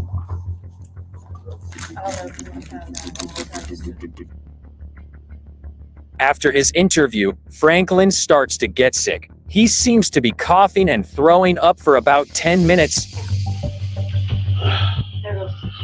And the officials bring in towels and water. They seem to be genuinely concerned about his health, and we can see this as they ask, "Do you have any conditions?" From what? Huh? From what?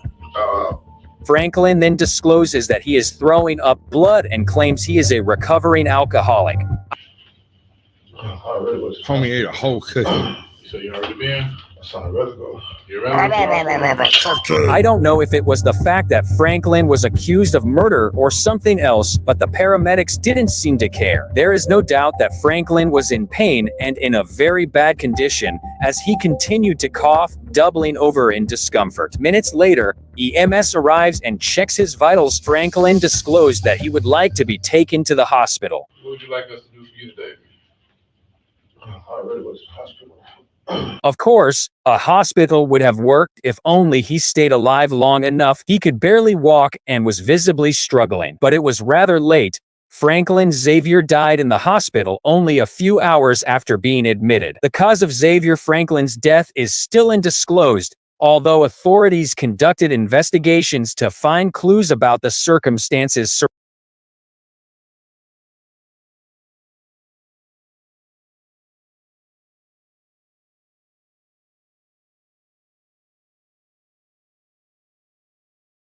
only a few hours after being admitted. The cause of Xavier Franklin's death is still undisclosed, although authorities conducted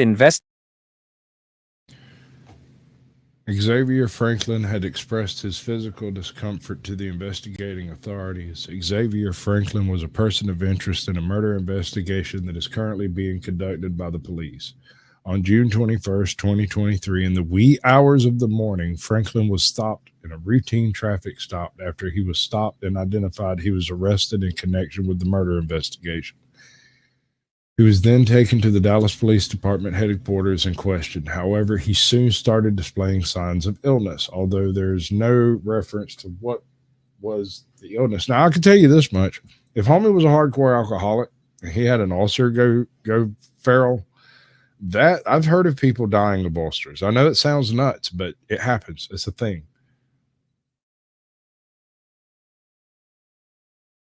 Absolutely not. Well, there are like 2 people, maybe 1 person in chat that didn't choose no, and I'm concerned. I think I suspect it might. I don't know who it is. It bothers me who it is. What is up, Stick Man? Good to see you, bud. How you doing, Havoc? Welcome in. I don't know. investigations to find clues about the circumstances surrounding his death. But while they are investigating, we are left wondering what killed this man, and was it a result of anything the cops did? From the footage, it is unclear if there were any direct actions by the cops or the paramedic that could have harmed him. Although we can admit that they did look a little less concerned about the patient they were to take care of. However, an autopsy was performed on Franklin shortly after his demise, but the results have not been made. It might have been a bit of a trick question, brother. I'm not going to lie to you. I do kind of wonder about that one guy, though.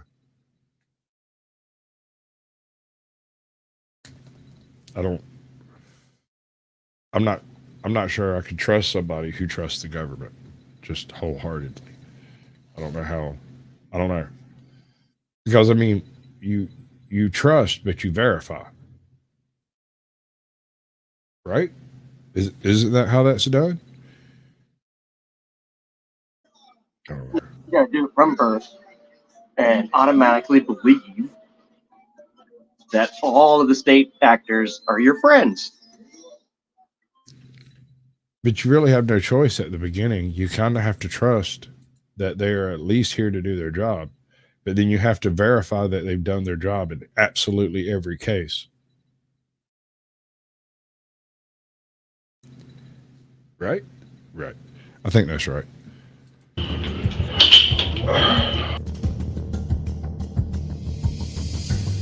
Ready? Okay, so y'all get the point of this bit. We're going to skip to the next one. When discussing humanity. All right. Aviate, I'm not going to lie. I wasn't expecting to have you in for this video. Do you know anything about Unit 731? Negative. Absolutely nothing. Okay. So Mr. Wendigoon is going to take us on a wild ride of some Japanese war crimes that were perpetrated by a unit of the Japanese military that was neither Navy nor Army, but rather an imperial branch of Japanese military that got the pick of the litter in every case, called Unit 731. They answered directly back to the emperor. So they were their own his personal little private military. Interesting. All right. We're not talking like Royal Guards. We're talking about the full function, kind of like our Marines function, sort of. Like physically on the ground, they carry everything a military would need to function, like all of it. Right. Okay. So, these people operated in a fashion where if they showed up at the docks, they would flash their documents and take command of a submarine, load up whatever they wanted on the submarine that was given other orders to go do some other crap. And they would just take command and go do whatever it was they were ordered to do because they had superiority of class, right? Basically, like being the emperor, or they had the power of the emperor on paper. That is exactly what it was. They would flash documents that prove that the emperor himself is in support of this particular thing, and whatever other orders you have from command will be glossed over by the fact that I'm here doing this. That sounds fun. It is bona fide hubris. It's literal documented hubris. The emperor can do no wrong. But anyway, so these people, you don't hear a whole lot about them because there wasn't an Operation Paperclip, and there was no absorption of these people into the American military complex the way there was with the Germans. There was no Russian documentation to compare documents to the patriation of some of these German scientists and whatnot in both directions, both Russian and American Operation Paperclip style things. That didn't happen with Unit 731. 731 was shut down through the imperial channels when the emperor surrendered. They laid down arms and packed up whatever they were doing and started destroying records. And it was only in years later that it wasn't classified anymore, and some of these records started coming out in the public that the Americans actually did manage to keep. And most of these records are direct records from Unit 731, but there are vast missing segments where we have results of I love Japanese history, specifically the history of the animist Ainu people. They have some of the most beautiful women on earth. Go check them out. The Ainu people of early Japan are stunningly beautiful people. They kind of, when they get old, they look kind of like Gandalf. But anyway, these are war crimes that were committed by a specific unit in the Japanese military that had complete run of Navy and Army facilities anywhere they went. So if they needed somebody who was an expert at something, they would just call up the nearby Army base and say, we need an expert this. They would get their orders from the emperor to go over and work with this unit and not talk about it. We know virtually nothing of the day-to-day operations of Unit 731. All we know for the most part are the results of their experiments, their tactics, their data. They kept their data, and they kept it very well. And like secret squirrel clandestine unit. Well, that's the thing. You would think so, except, okay, so if you were, let's say hypothetically, you were a Manchurian, right? You woke up one morning and the Japanese army showed up and overrun your village. They burned you out and built you another little village over here and called yourself Japanese second elites or whatever. And now you work for the Japanese. And we don't want you farming rice, so instead you're going to be farming potatoes. And you're also going to vote for the representation of your village in the local Congress that's going to take place behind closed doors and be run by the party, right? This all happens on a Tuesday. The following Tuesday, a guy with an imperial attitude wanders through and touches people on their head, and they're loaded up on a truck and disappear forever, never to be mentioned again. And it was because Unit 731 was looking for 5'3" pregnant people that were cross-eyed because they had a particular experiment to do. And they were absurd. They were absurd. They were absolute war crimes. And Mr. Wendigoon here has done a 45-minute deep dive. Not so, all right. If it was any other unit, I'd call it a deep dive. But in this case, there's not a deep to dive into. Most of these people were never documented. That's interesting. I'm really intrigued. All right. So check this out. I'm going to do this in about 10-minute lifts, and then we'll discuss the different topics of that 10 minutes. But there's a timeline here, and it kind of snowballs up to the point where the nuclear bombs drop, and Tojo signs the surrender, unconditional surrender, right? And poof, all the records disappear, and these folks go to ground like freaking spec ops or something. It's wild. History and tales from our past. It's often comforting to look at those stories through a lens of superiority. After all, in the modern age, people have more information and are more connected to each other than they ever have been before. So when we look back at tragedies and atrocities that people have committed, it's easy to apply a label of ignorance and just say that they weren't in the same position that we are now, so it makes sense that they did the things they did. But regardless of any label or explanation that you could come up with, it's hard to justify the evils of Unit 731. Unit 731 was officially a public health department within Japan during World War II. Although now we know, as the years have revealed, Unit 731 was in actuality perhaps the most disturbing case of human experimentation ever. The actions that Unit 731 did for the perseverance of a country and an idea is hard to imagine any person doing for whatever selfish reason, much less the entire efforts of a military and government. So today, we're going to talk about the history and tragedy of Unit 731, as well as the incredible injustice that befell everything in the end. Now, before we get started, I just want to mention that while I am going to be careful with my language and not be too explicit with some of my wording or details, the topics we're going to be broaching still relate to intense violence against women, children, prisoners of war, civilians, and all manner of executions, both standard and barbaric. And while I do think it's important to talk about these things, not only for the victims who were destroyed by this tragedy, but also so that the evils that were done by man are never forgotten lest they be repeated. And while I think all that's important, I also want to say that if you are sensitive to these topics, it's not worth your own health and mentality. So again, if this video agree with this, man, is right here and right now.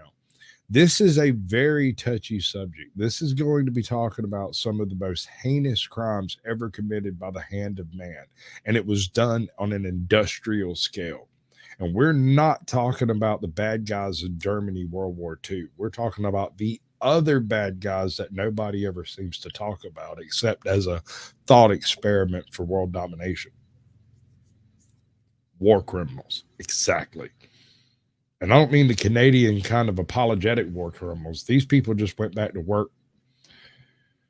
They stopped killing people and went back to work. They went to work at Nissan and Daihatsu and Honda. Do you want to do some blow, man? Do you want to snort some yay? We can do a line or two. Just me or you. Enough to last a day. So about Unit 731, yo. Why do you do that, Ajod?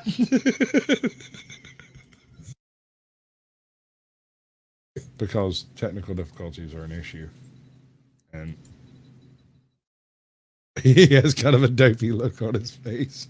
Is something that you don't want to deal with, or if some of the topics that I briefly mentioned are too intense, feel free to click off now. And also, for those who are sticking around, the video is going to be a bummer. There's not a lot of jokes or fun to be had with this one. Like I said, I think it's important to talk about, but it's just going to be sad and a lot. And I can't wait to get done filming this so that I don't have to think about it anymore, and I can just push all this trauma onto you all. Before we get into that, and it's just, you know, sad for the next half hour, however long this video is, why not do something a little quirky, a little weird right now to kind of lighten the mood? Magic spoon, right? I don't know. Maybe I could try to radicalize my audience. So with that out of the way, let's get into something that really matters.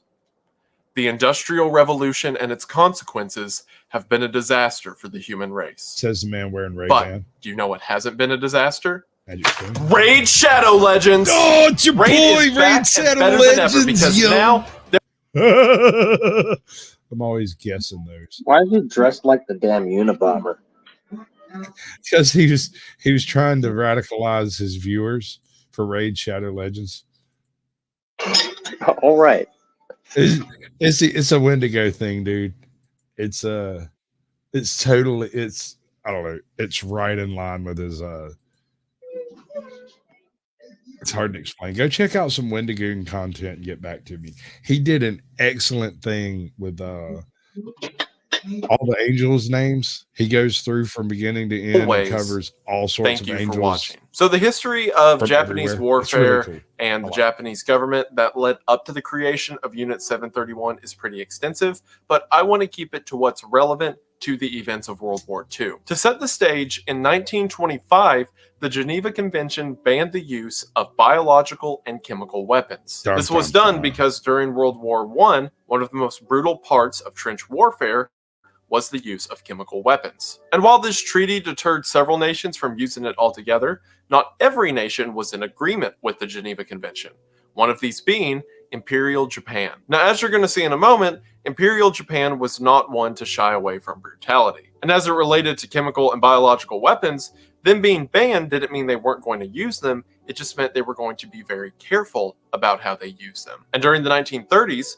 Japanese researchers began to dig into the possibilities of biological warfare. To make sure we're all on the same page, by biological warfare in this context, I'm referring to things like weaponizing diseases or using infections as a battle implement. The issue with this was, or at least the issue from the Japanese government's perspective, is it's hard to test the feasibility or practicality of biological weapons if you don't have a population or group of people to test said weapons on. Also during the 1930s, Japan began to attack the mainland of China. At this time in history, China was really struggling to reach the modern age, at least technologically, and a lot of their defensive forces were made up of small communities and bands of soldiers.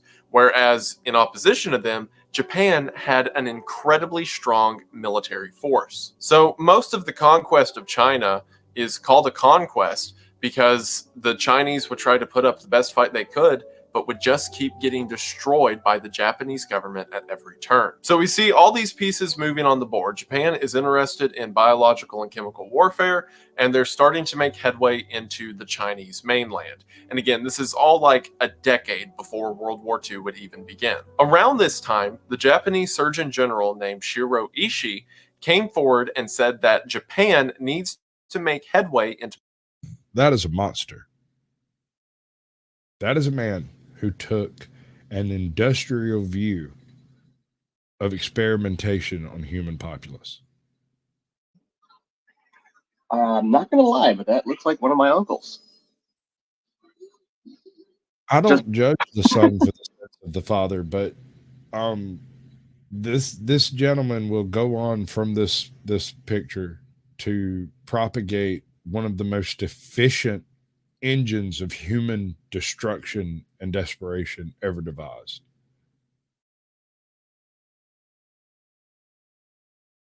Biological warfare because everyone could tell a war was on the horizon, and if Japan doesn't get to it first, then one of the other powers like the United States might beat them to it. The Japanese government, being in agreement at this concept of a biological arms race, in 1932 appointed Ishii as the head of the Army Epidemic Prevention Research Laboratory. Publicly, the purpose of this laboratory was to investigate cures for illnesses and diseases that could befall a military force.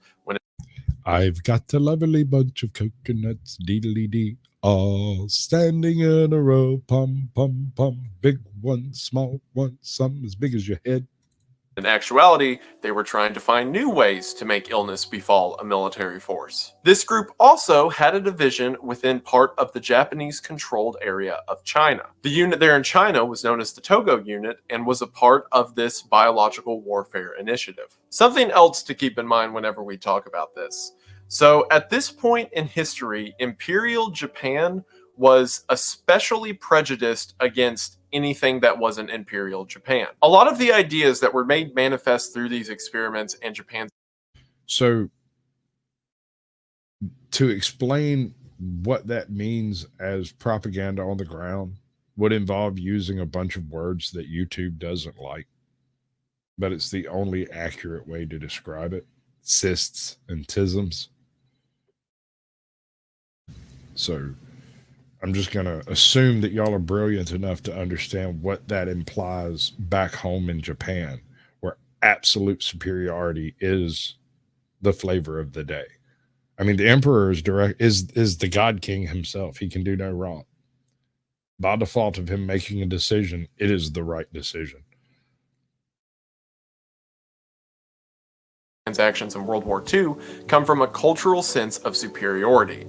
As a matter of fact, a superiority that's so strong, it justifies taking over and controlling everyone else. Because of that, several members of the Japanese government and military saw anyone who opposed them as less than human, or at least less than Japanese. And if you'll remember what I mentioned earlier, it's hard to test biological weapons without test subjects. So the Togo unit decided early on that the perfect way to test these new weapons and ideas was with residents of mainland China. Initially, this research was carried out at a location known as the Zongma Fortress. The fortress was an old castle-like structure that was built in Manchuria, China, and was repurposed for the Togo unit's needs. The early experiments at the Zongma Fortress typically consisted of bringing in civilians from mainland China and throwing them in the various rooms of the fortress that were converted into prison cells. Inside of these cells, initially, the subjects would be fed well and kept up to good health, and then at that point, the experimentation could begin. Taking these now healthy test subjects, the researchers would then do things like slowly bleed them out over the course of several days, or dehydrate or starve them to see what the effects of the body would be and how long the subject could survive. Again, this was all done in the name of better understanding the limits of the human body. During the course of these tests, they would also be subjected to various diseases like the bubonic plague, and at various stages of infection, the subjects would be vivisected, or a live dissection, most often while the subject was still conscious. This was done to see firsthand what the effects of certain diseases do to someone's internal system. These experiments would pale in comparison to what this group of researchers would go on to do. Things were kind of tenuous at the Zongma Fortress. Again, at this point, it's a group of researchers, not soldiers, who are doing this. And while a part of the Japanese government, it isn't a one-to-one with the Japanese military. So because of that, there were a few accidents that occurred at the facility. In 1934, there was a prison break, and a bunch of the prisoners escaped out into the Chinese countryside. In 1935, there was an explosion, and a large part of the fortress was burnt. But in spite of these incidents, the Japanese government liked the concept of these new means of warfare. So in 1936, the Japanese government gave them more funding and more access to military reserves, which not only included a lot of money, but things like Japanese soldiers for guard duty, or Japanese prisoners for experimentation. When Shiro Ishii's group, which again at the time all of this was referred to as the Army Epidemic Prevention Research Laboratory, whenever that group was brought into the Japanese government, it was renamed by Hirohito as the Epidemic Prevention and Water Purification Department. So again, a word to imply to the public that the group's entire purpose is to make sure that everyone's safe. It was at this point that Ishii's group was officially given the designation of Unit 731. The group that Such innocuous terms to define a group who would go on to make. Yeah, that's pretty foul. Bro, see, here's the thing. We have strong suspicions that the more heinous experiments were actually destroyed, and that no evidence survived the end of World War II to prove that the more. And looking at what can be proved occurred, what would it be? Are we talking like radioactive experiments and stuff? Are we talking like, what are we talking about? What data was so heinous as to be destroyed by the project leader?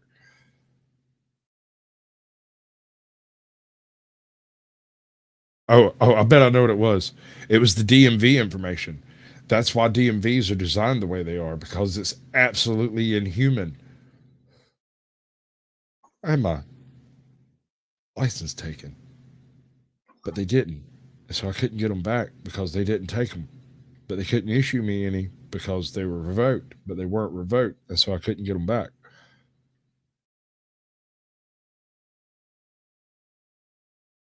DMV. I get that WHO bit, but I think the DMV is the more advanced process by which we drive our citizenry insane. I haven't had to deal with the Veterans Affairs bit. Bet that's nuts. What bit? The VA at all. I mean, the only time I have to deal with the VA is if like my pops needs a ride or whatever, and we go up there and they Yeah. talk. I come home. I mean, it doesn't have anything to do with me, you know. They're all puppets. It does seem that way. I was, I know it has nothing to do with what we're watching or viewing, but I was told the other day that it's kind of like they read, how do they explain it? Like a flow chart almost. If you say no to question 2, skip to question 11. Yeah, it's like they all took the same class to deny you service. They memorize these phrases to say whenever things get difficult and they don't want to do their job. They just, and mostly 99% of government action, in my experience, seems to be telling you to go somewhere else to do what you're trying to do. We don't do that here. I'm just glad we don't live in that type of world anymore, where we are probably still being experimented on, but to be in an imperial lifestyle, that would be bizarre. Bizarre. Yeah, I don't know if we can analogize it to it. Appreciate it, Stick Man. You have a wonderful night. I hear you. I should probably go get something to eat eventually too. But I'm gonna finish this before I go. And if it gets too late for you, bro, just bump out and be cool. Of course, I'll be here. Okay. Then focused all of their efforts into China because, again, that's where most of the test subjects were coming from. But instead of going back to the Zongma Fortress, they now went to a brand new Japanese military research facility. This facility was a massive complex that had over 150 buildings and encompassed over 2 square miles. One of the fascinating things to note about the structure of the building is there was this large, welcome center or area that supposedly anyone who enters the complex has to go through, but that was actually a fake building that was just done for publicity purposes, because in actuality, there was an underground tunnel that they would shuttle prisoners in and out of outside of the public view. So not only was the name and purpose of the facility a lie, but the actual structure and some of the buildings of the facility were a lie as well, as the majority of... And here's my point with all this. It was designed as a gaslight agency from the very inception. They're like, oh, we can't admit anything that's happening here.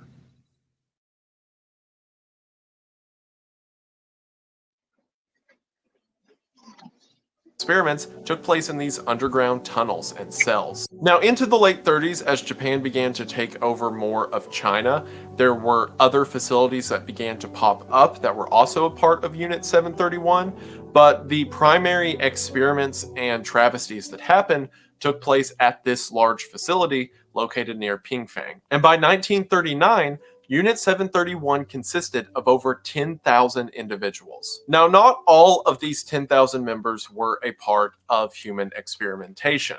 You got to understand, Unit 731 is encompassing the way diseases could be treated, how diseases may be made manifest, and a lot of the experiments that were happening at these other facilities might have been legitimate or had some purpose other than torture. But as far as the events that happened at the primary facility we talked about, those were all pretty evil. The excuse for this large facility as to why they bring in so many Chinese prisoners and exist out here in the middle of the woods away from public eyes is that they were a part of lumber production. So the code name given to experiments that had to do with human experimentation was called Maruta, because Maruta is Japanese for logs. And it was kind of an in-joke in the facility that instead of referring to the prisoners and subjects as prisoners and subjects, they would be called logs. Like, for example, how many logs were cut down today? Or do the logs look healthy? This whole code word thing would keep up through a lot of Unit 731's research. For example, several of the researchers who performed the experiments on prisoners firsthand would publish their findings, but they would publish them saying that it was a long-tailed primate that they did it to, or in some instances, even referring to these subjects as Manchurian monkeys. Again, the Japanese government knew what was happening, but the rest of the world didn't, and the Japanese government would prefer to keep it that way. A lot of the numbers vary, considering several researchers probably came and went during the height of World War II whenever these experiments were at their worst, but at least one point, Unit 731 had about 300 researchers as a part of the Maruta or human experiments at this primary facility. So, what kind of experiments were happening here at this primary facility of Unit 731 that I have been trying to put off talking about and talking about all the other aspects of it so I don't have to get to it? Agreed. So for those of y'all with sensitive stomachs, this is where things are fixing to get specific, as it were. I'm doing this to get to a particular conspiracy theory that comes out of World War II. But to get to that conspiracy theory, you have to understand how ingrained into the system 731 was. It wasn't just military. It was its own. It was the emperor's private force to do whatever with. And as you can see, the whole process was set up to obfuscate the reason for its existence. It was a health and safety organization. Right. You get the euphemism, right? Roger. No, I completely see that. Just like the Blue Haven is where they tested on Army soldiers here in the U.S. It does actually. No, he doesn't, in this particular video, doesn't get into a lot of the psychological type tortures that were perpetrated as part of their experiments, or just the general inhumane conditions. He doesn't really get into that. I mean, that's obvious when you hear some of these experiments that were taking place, that none of this process is humane. It is industrialized experimentation on the human condition. Yeah, this is really interesting. Yeah, I'm glad you showed me this. I'm gonna have to check this guy's channel out. Wendigoon's great. He is great. He's got 1 million subscribers for a reason. Fantastic work. He does excellent deep dives. I think he's got a couple of iceberg videos where he looks into different stuff, but when he goes at something that's sort of a public knowledge kind of thing, it's really effective, and I like it. I don't know who his editor is, but they're top tier too. Excellent. And why is it regarded by many to be the worst example of human experimentation, or by some, the worst example of government action against a population ever? So I guess I need to talk about that now. And this is your final warning. Click off if you don't want to hear about it, and I don't blame you. So let's start with how the prisoners got to the facility in the first place. As mentioned, the majority of the subjects were people from the Chinese mainland. While the majority of these were Chinese people, there were also several Russians and Mongolians and Koreans who were captured as well as several Japanese political prisoners who were transferred to the facility as well. They would be transported to the front of the facility in a vehicle that had no windows, so that if there ever was an escape, or if they were ever let out for whatever reason, they couldn't testify where the facility is even located. And then once they got to the facility, they were bagged and taken to the aforementioned underground tunnels. From there, they were placed into an underground cell. Most of them on their way in would be given a vaccine for their own health upon entry, when in actuality, they were being injected with various diseases, and the disease would change based on whatever study the researchers were currently carrying out. Exact estimates of how many people were taken prisoner are kind of nebulous. On the most conservative end of the spectrum, it's about 3,000, but that number could be as high as 30 or 40,000 people who were actually taken to the facility. However many the true number might be, no one ever survived the Unit 731 experiments. The reason no one's sure how many died in the first place, and it took so long for this information to come out, is because no one that ever walked into that building ever walked back out. So what happened to these prisoners?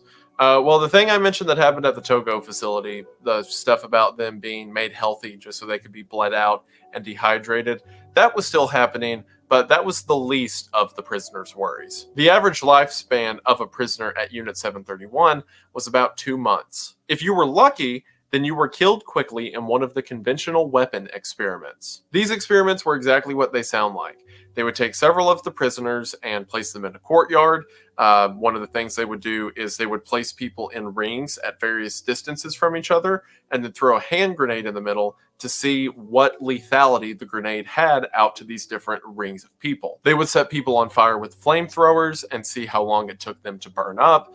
They would line up people in a straight row and then shoot them with rifles and pistols to see the penetration capability. They would sharpen bladed weapons to various degrees. You see what I mean? Yeah, everything that they could have done with a dummy or some other type of medium, they used human. That's crazy. Right. They could have used pigs. Nobody would have cared. But instead, they used Chinese people to do these experiments, and these are the more ordinary types of military style experiments. They approached it from an industrial mindset to be able to fast track every aspect of experimentation to get as much information in as little time as possible. I believe, and I don't think this is a stretch, that Unit 731's entire purpose was to find the mythical Uber weapon that the Nazis had been discussing, the world conquering single weapon of destruction that would make fighting back obsolete. Obvious blue sky project. Super soldiers. Among other things, although I think we're still in early days. Like, I think these experiments were leading to the idea of developing super soldiers, but first we want to figure out how to most efficiently kill. Yes. These are the same people that were trying to breed mosquitoes that would carry malaria and yellow fever and survive in places like Venice and South Georgia. Like, heinous, evil activities. To see how sharp a knife needed to be to fully cut through somebody. And of course, as mentioned, this was all done to participants who were fully awake and conscious of the death they experienced. And again, that's if you were lucky. If you were unlucky, then you were a part of the disease trials. So the disease trials were similar to the things mentioned in the Togo unit, where they would infect people with things like the plague and then dissect them while they're alive to see the various stages of infection within the body. But they had been doing the bubonic plague research for years at this point. Again, the time period we're talking about now is generally like 1940, 1941. So the plague research has moved on to much larger demographics. Again, a lot of the records of Unit 731 were destroyed at the end of the war, but from what we know, there was at least 12 field tests of things like the bubonic plague, and 11 of them took place in Chinese cities. So Unit 731 researchers would deposit plague-infected fleas into the middle of a Chinese populace or infect their wells and homes with things like typhoid. And then these researchers would watch from a distance and then walk through these decayed cities in their sterile garbs, recording the number of casualties. At the very least, we are talking public open experimentation on villages without anyone's consent or knowledge. This is pretty interesting. And they just did it. And if everybody died, nobody ever heard about it. It's interesting to me because everything that I've learned mostly pointed the finger at the German army for the heinous acts and all the war crimes. And I've never even heard of this. Right. No, a lot of people haven't heard of 731, and it is an absolute nightmare of industrial torture.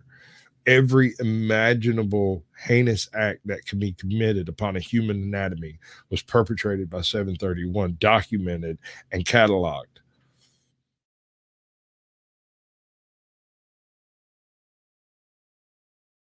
Death wasn't the direct purpose, but that was the direct effect of every single one of these experiments. Tens of thousands of people died immediately from these large-scale weapon tests. Entire countrysides of people were destroyed by infected fleas that were simply thrown out in a clay pot. Back at the facility, the feasibility of chemical and biological weapons was being tested as well. They would have prisoners stand out in fields wearing different layers of protection, from completely naked to normal clothes to gas masks and what have you, and then they would just bombard them with things like mustard gas or sulfur gas and see how long it takes them to die at whatever stage of protection they're in. Another thing that the researchers were interested in was weaponizing venereal diseases. So to do this, they purposefully infected a bunch of people with STDs. However, the injections of the STDs tended to not take properly. So as an alternative, male and female prisoners were led into cells and then at gunpoint forced to transfer the diseases. And as mentioned previously, at various stages of the disease's progression, the individual would be vivisected to see what it's doing to the body. And even all of that is within the realm of feasibility. As evil, as depraved, as monstrous as it is, you can wrap your head around the concept of, okay, well, if someone really, really believed that the people they were torturing aren't really people, this is all for the greater good, you can see a purpose, to them at least, they can see a purpose at the end of the tunnel as to why they're doing this, right? Well, that's before we get into what I can only describe as Machiavellian torture methods. Because sure, they're wanting to use new diseases in the war, so they got to test those, right? But some of the other stuff they did was simply no other explanation than depravity, or at least none other than I can think of. So to just read off a few of the things that happened at Unit 731, and again, these are things that records were not destroyed of, and people would later confess to. So if it's possible, it is very likely that worse stuff than this happened as well. People were cut open while alive and had various organs removed before they were stitched back up to just see what would happen. So, for example, cutting out someone's lower GI tract to see how long it takes them to die from that, taking out someone's stomach and attaching their gut to their throat to see what that does. People had their limbs cut off, in some cases to visualize how long it took for someone to bleed out, but in other cases, they would saw off both arms and then switch the shoulder that the arm was attached to just to see if the body could reattach it. People were placed inside of low pressure chambers and the pressure cranked up to see how long it took for things like their eyes to fly out or their chest to implode. People were hung upside down by ropes tied to their ankles to see how long it took them to die from blood pressure to the head. People had very large and heavy objects like crates and rocks dropped on them to see how much force it took to kill someone from being crushed. People were placed inside of centrifuges and the speed ramped up until they were dead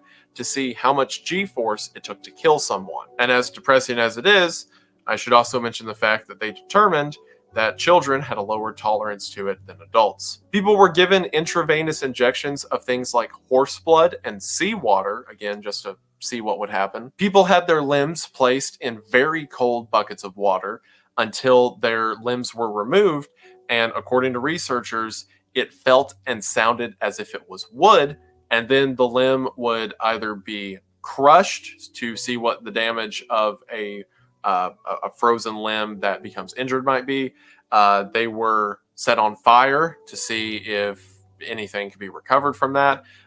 They tested various ways to warm someone back up after they were frozen to that degree. According to Ishii himself, again, the lead researcher, they did various experiments where they took babies that were under a month old and placed them in freezing water and freezing elements just to see how long it took them to die of hypothermia. I'm going to read this next one from an excerpt from Hal Gold. He wrote a book called Japan's Infamous Unit 731, which is a book breaking down this whole topic. And Hal says in one portion, it was said that a small number of these poor men, women, and children who became Marudas were also mummified alive in total dehydration experiments. They sweated themselves to death under the heat of several hot, dry fans.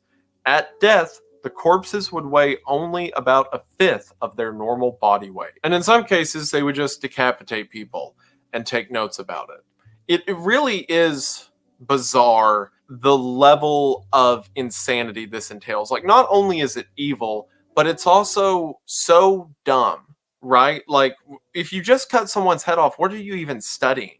Like I said, you know, of course it's evil. I'm not saying obviously that any of it was better than the others, but when a military tests a weapon, as evil as it is, you could think to yourself, okay, I understand why they did that.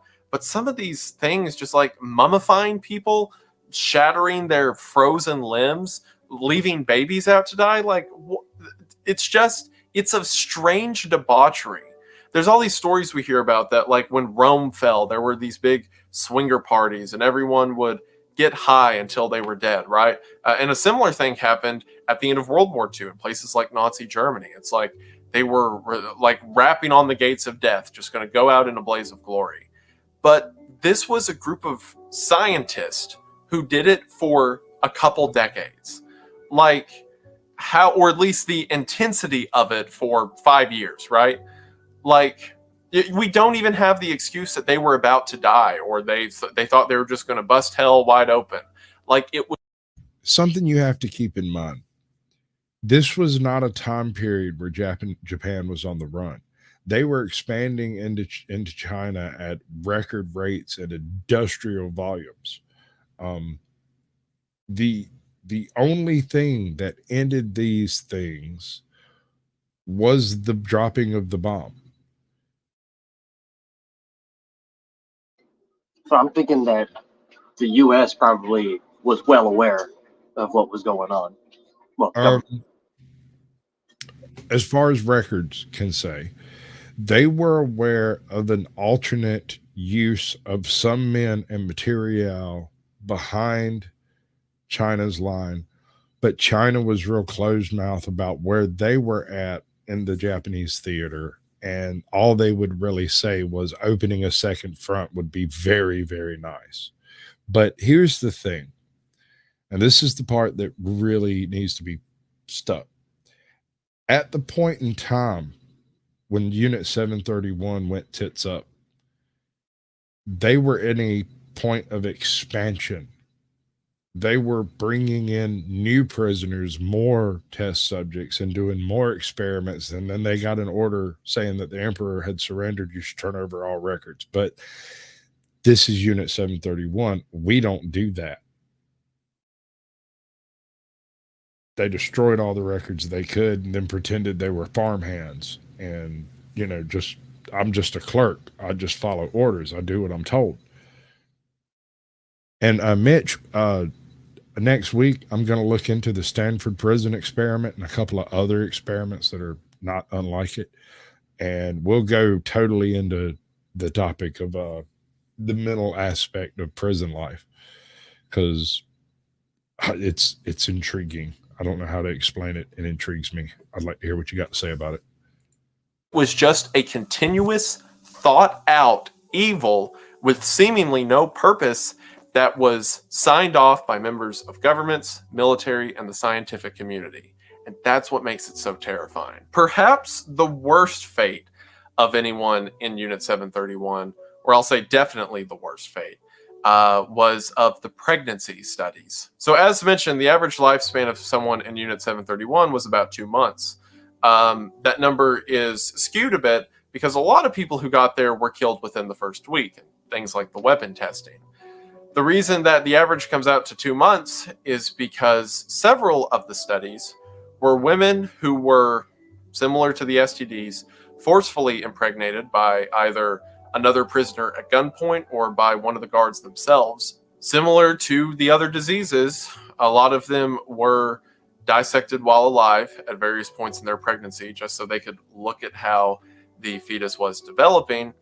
And in other cases, the women were effectively used as a breeding stock so that the researchers could have a fresh batch of infants for several of their tests, like the hypothermia test, as mentioned earlier. And you know what gets me about it? Like, I've looked at so many disturbing things. As a matter of fact, I knew a lot about Unit 731 because I covered it on the disturbing movie Iceberg. There's a film that I should have looked up before I started recording. There's two of them. There's Philosophy of a Knife, which I talked about in the disturbing movie Iceberg, and Men Behind the Sun. Both of them go into graphic detail about what happened at Unit 731. So I had seen those. So I'm like, wow, I already knew that, you know, the Japanese government did all of these evil things to these people. And I, you know, knew about the frozen trials, knew about the chemical weapon trials, even things like the pregnancy experiments. So like, I knew all of that going into research for this. But the part that threw me off, that I wasn't expecting that I would see, actually, believe it or not, came from Wikipedia. Typically, Wikipedia is a horrible source to get information from because people can just change stuff, and sometimes they just flat out make it up. But whenever I was brushing up for this, I decided I'd look at Wikipedia to see how they had it laid out. And they had an account that I hadn't read anywhere before that kind of stopped me in my tracks. There's at least one recorded instance of friendly social interaction between prisoners and Unit 731 staff. Technician Naokota Ishibashi interacted with two female prisoners. One prisoner was a 21-year-old Chinese woman, the other a Soviet girl who was 19 years of age. Ishibashi asked where she came from and learned that she was from Ukraine. The two prisoners told Ishibashi that they had not seen their faces in a mirror since being captured and begged him to get one. Ishibashi sneaked a mirror to them through a hole in the cell door. And that bothers me so much more than a lot of the other information I read. And the reason... Why does that bother this gentleman?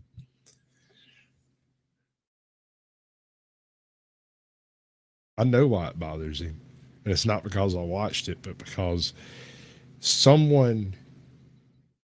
This singular act of not even really kindness, because can you imagine what these chicks probably look like by this point? They probably didn't look great. So it might not have been an act of kindness to give them a mirror to look at themselves, right? So, but it's such a singular thing. It is the only reference to an act of kindness taking place. And it's just a mirror. He didn't save anybody. It wasn't anything like that. He just let them have a mirror.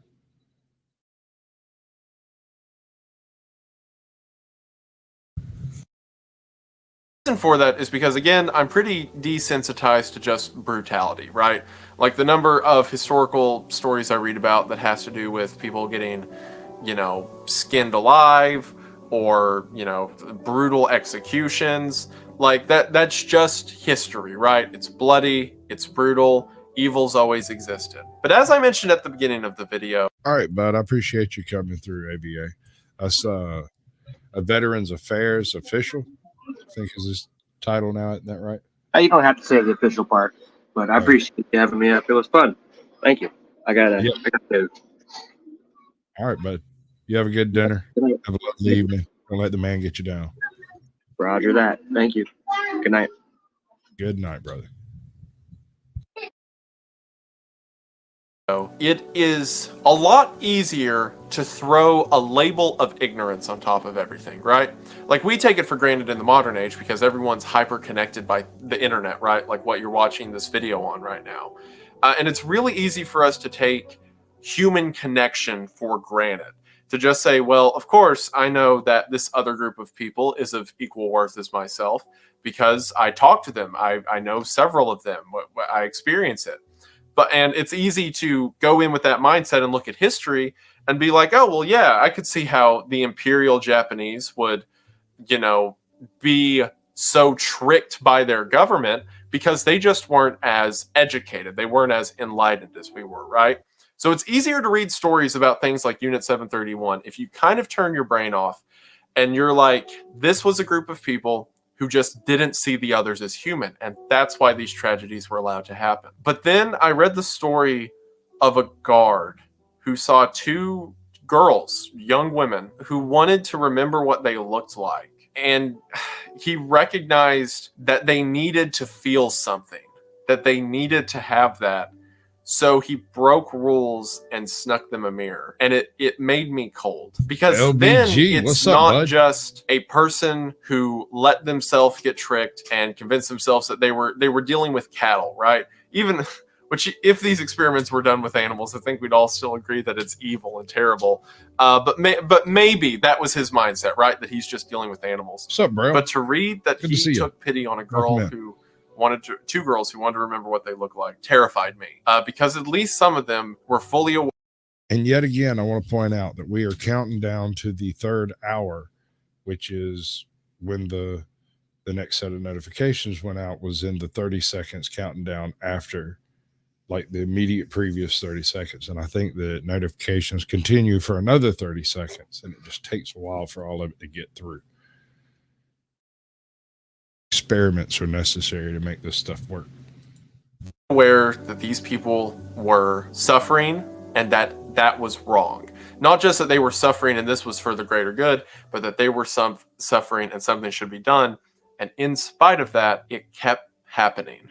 It was such a powerful force of government and people and the greater good that these tragedies kept going on. I had a Veterans Affairs in, and we had a discussion about judges, and we had to talk about cops, and we had to talk about interrogation methods, and we had a discussion about Unit 731 and the absolute atrocities that these people committed. And we're about 3/4 of the way through that point, and I'm not sure how much more I'm going to be able to deal with, because this whole subject just gets me pissed off on the inside, because people do stuff to people and it's absolutely fucking horrible. Yet it was all of that: science, social experiments. These people beat these folks to death with bamboo to see how many whacks it would take to kill them. Like, absurd industrialized torture. On, and the people who participated were well aware of the pain they were inflicting and didn't stop it. And that is so much worse than a group of people who were just following their orders and turned off their ears. This guy still had ears, he was still listening, and he kept following those orders. Along that same note of kind of the illusion of us versus them fading, there was one, I believe he was a guard. I think you're completely off base with that one. I'm not sure Jesus or Jesus the Long Guy had anything to do with Unit 731. This was outside the realm of this. It's just check it out. If you've got the stomach to stick it out, fine. If you don't, I understand. I don't blame you. But I've been talking about this with people for a minute, and Wendigoon did such an excellent job just kind of hitting the high spots without getting too in depth into things. It's a good one. Guard there. Some said guard, some said he was like a research assistant. Someone who wasn't a high-ranking researcher named Yoshio Sudo, who got infected with the plague while he was there, because, you know, everyone's dealing with these volatile diseases. So one of the workers gets infected. So they cut that guy open. Like, I guess they figured, well, he's a test subject now. We're not going to let him go to waste. Who cares if he's Japanese? And they sliced him open too. It's interesting. While kind of the Japanese government's idea was, well, we're more important. This is Unit 731 from the Japanese invasion of China, the conquest of China during the Japanese expansion. There was a unit called Unit 731 that was responsible for health and safety. And their method of defining health and safety was to test every known possible way to destroy the human body and film it and document it and count the number of pieces it was blasted into, and do this with Manchurians and the Chinese villagers. They would release agents into the water supply. They would use various airborne attacks, like gas attacks and stuff, sometimes they would. I mean, it's just the things that we don't know scare me, because the things we do know absolutely terrify me. Than they are, so they can suffer. But we see these glimpses of the Japanese who are infected being treated the same as everyone else who's infected, and also the Japanese recognizing that these people have emotions and feelings, and it makes the situation so much more scary in the end. And I think one of the reasons it is so scary is because, again, we read a lot of stories like this, and it's comforting to think, oh, well, if they just knew better, right? Like, oh, well, maybe if they didn't have to struggle for resources as much, or maybe if they maybe if they were allowed to experience humanity from this other side that they seem to hate so much, maybe then, you know, they wouldn't have had to do the awful things they did, right? It's easier to read a lot of history that way. But you see instances like that, and it kind of, it's dreadful, the idea that sure, they had all that, it didn't change anything. Near the end of World War II, the Japanese government got desperate and decided to rely on Unit 731 for some kind of drastic measure against the United States. So, using the bubonic plague research that the Japanese had figured out, again by testing it on residents of China, the Japanese government put together a plan called Operation Cherry Blossoms at Night. The plan for this was to release the bubonic plague on San Francisco, and the attack was scheduled to take place on September the 22nd of 1945. But this plan never came to fruition because just over a month before September 22nd, America dropped the atomic bombs on Japan and ended the war. In these final I reiterate my previous statements. These people were not slowing down. They were ramping up their experiments. They were at the point of actually fielding some of them. They had another one that was based around something to do with anthrax, and I don't remember exactly what the delivery method was supposed to be, but as I understand it, it involved bats. Dusted bats. And did you not get a link? I thought I sent you a link. Did I send you a link to the blast radius? I think my email might not be working right. Let me try that again. See if I can make it work. I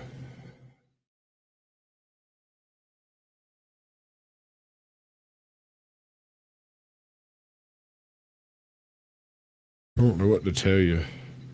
I'm telling you, I sent out a dozen links the other day, and I didn't get a single response, not even from the guest. He came in and hadn't seen my email. I was like, okay, weird. You know? Oh, that's not right. To do the right thing.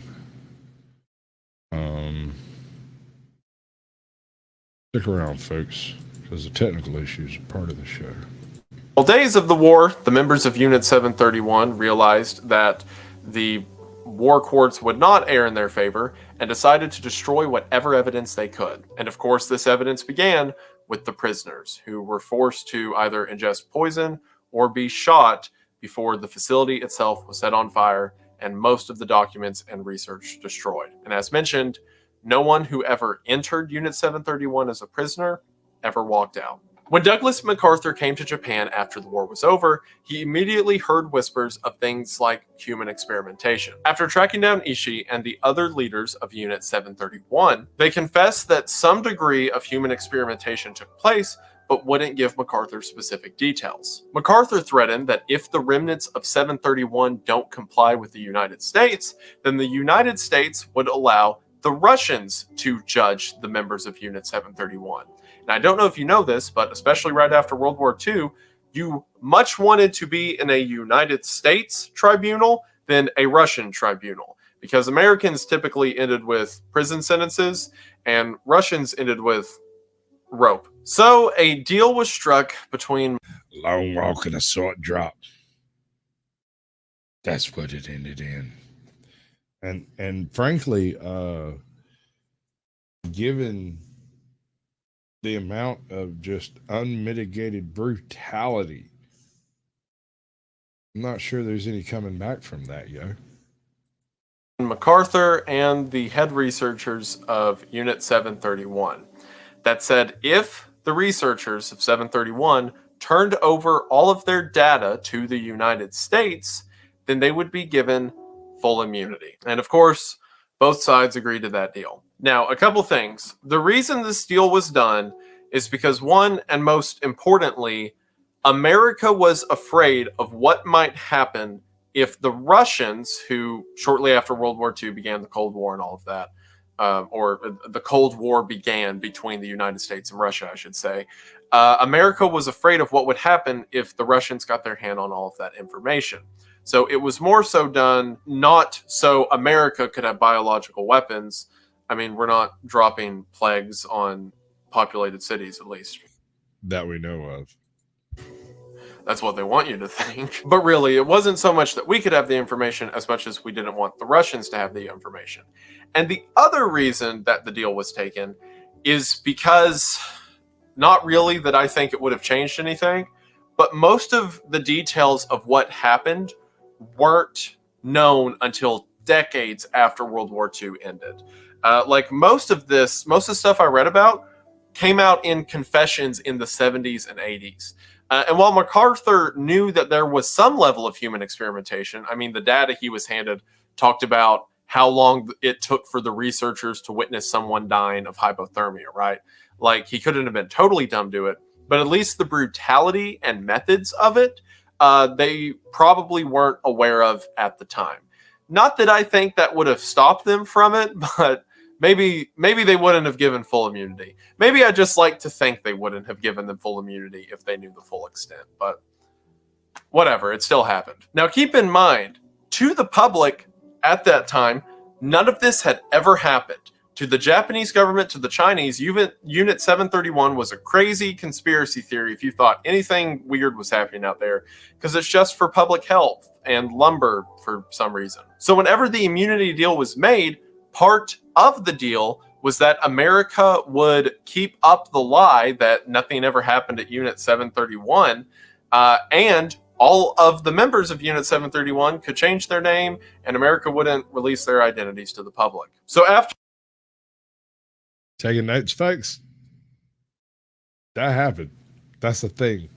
That's not even a theory. That's documented. They agreed to pretend it never happened. We don't know who they are, and we're not going to investigate. After America makes this whole plea deal with them, eventually Russia shows up, and they actually have a trial for some of the members of Unit 731, and as you can imagine, didn't care to consult the US over it. So Russia holds a trial, and they end up getting 12 people who they can confirm were in Unit 731, and the sentences for those 12 who were found guilty were 2 to 25 years in a labor camp, of which the most any of them served was 7 years. Now, if you know anything about Russian history with war crimes, the idea that these men weren't shot or hanged is absurd. Especially that they ended up just serving 2 to 7 years, respectively for different people. That is insane. How did that happen? Well, if you'll remember, the American deal with the Russians wasn't made official until like the 80s, and some researchers were going to talk about, put in the work and made it come to be. So the fact that the Russians show up, they talk to the Japanese for a while, and only a few of the 731 researchers get like 5 years in prison, it is pretty much guaranteed that the Russians made a deal with the Japanese, very similar to the deal America made with them. So at the end of the day, this group of people who were monstrous demons even committed a massive amount of bloodshed and misery. How much of this have you been watching? I've been in and out. Okay. So I don't blame you for not sticking around for it. No, it's called mommy duties. No. I totally get it, yo. Like, some of this stuff is heinous. These people froze babies. Oh. It's not a stopwatch. For what? To see how long they would live. Frozen? They would take them healthy and place them in less than desirable conditions and start a clock to see how long they would live. This is Unit 731. These people were the most heinous people to. All right, so the bad people of World War II in Europe spent a lot of time trying to figure out how to eliminate a certain What's up, LBG? percentage of mess people it up. from the earth, Fine. right? Industrial murder. The point of this was not murder. The point of this was merely to define the absolute limits of survivability in the human condition under absolutely every circumstance you can think But of. babies? Also, they released plague on villages. Babies was nothing for them. Well, we have to contain the population somehow. But the plague? And then when the going got tough, they sold that bloodshed and misery to the highest bidder and got off scot-free. So ain't that a kick in the pants? Now again, none of this was public information, and it would have stayed that way if it wasn't for the work of various Japanese historians. See, again, Unit 731 for years was like a boogeyman. There would be a researcher come out in like the 60s or 70s talking about how the project was real or they were a part of it and they can attest to it. And they would. So I read a interview with an individual who, before his death, confessed to being one of the 731 officers. And he gave a step-by-step methodology on how he functioned with his orders. He when he got his promotion into Unit 731, he was not promoted militarily. He was promoted in a civil ceremony with the shake of a hand, and he no longer went to work at the base. He now went to work at 731, which means going to the same office but doing the So 731 is what? a paramilitary unit established by Iho, I believe, Ishii. Yeah, Ishii. I know Ishii, yeah, and it was his private playground issued to him from the emperor. They basically used Chinese and Russian citizens as mass experimentation dummies. Everything you could imagine. And we just went through 45 minutes of him basically just naming different experiments that went down. Wow. It's less than savory. You okay? What have you got? What are you Why doing? you show my shirt? You Look, dance? Twerk. I don't know how to twerk. Sorry. Oh, ski motherfucker. God damn. Shorty crunk. So fresh, so clean.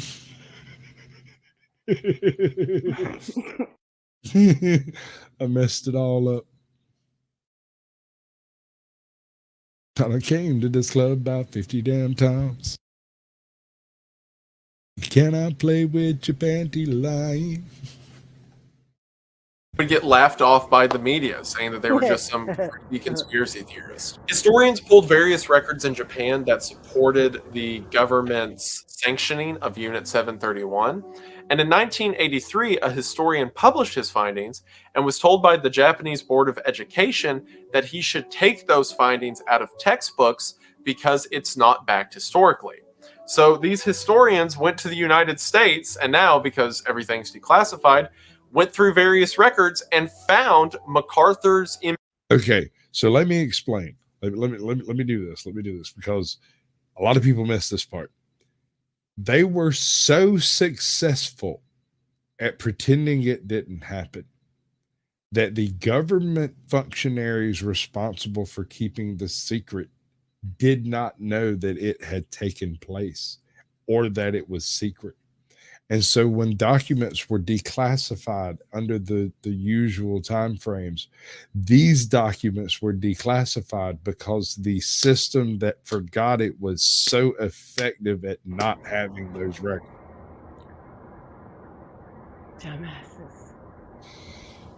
I mean, that's some pro tier activity when it comes to like disinformation and misinformation. It never happened. The only reason we know as much as we do is because we have all of this data and no source that we can quote, except that there's this wild conspiracy theory that it was done during the Japanese invasion of Manchuria, which yet again, at the point in time it ended, was in a stage of expansion. They were hiring new people. They were promoting new folks. They were making more people available for these experiments. It was not a dying industry. It was only the surrender of the emperor that rendered this not happening anymore. Mm. We have no idea what records they destroyed. Wow. And with the list of crap that we know they did, the list of things that they might have done becomes terrifying. For sure. Absolutely frightening. I lost it. Where'd it go? How's that? You like that? Mm-hmm. Immunity deals and the records that he got directly from the Unit 731 experiments, and were able to bring those records back to Japan, show them to the Board of Education, and say, it's real, it's all right here. And from then on, the Japanese government slowly began to admit fault in the Unit 731 experiments. Through the 1990s, the Japanese government finally acknowledged that it was a real thing, but not the specifics of what the researchers actually did. The most recent development of Unit 731 was in 2018, when the Japanese government named the 3,607 researchers who were a part of the unit. And as you can imagine, between all 3,607 of those names, they're all either dead or have disappeared. Shiro Ishii, if you'll remember, the leader of all of Unit 731. All right. So there are several conspiracy theories that walk straight away from Unit 731 into the modern era. Mm-hmm.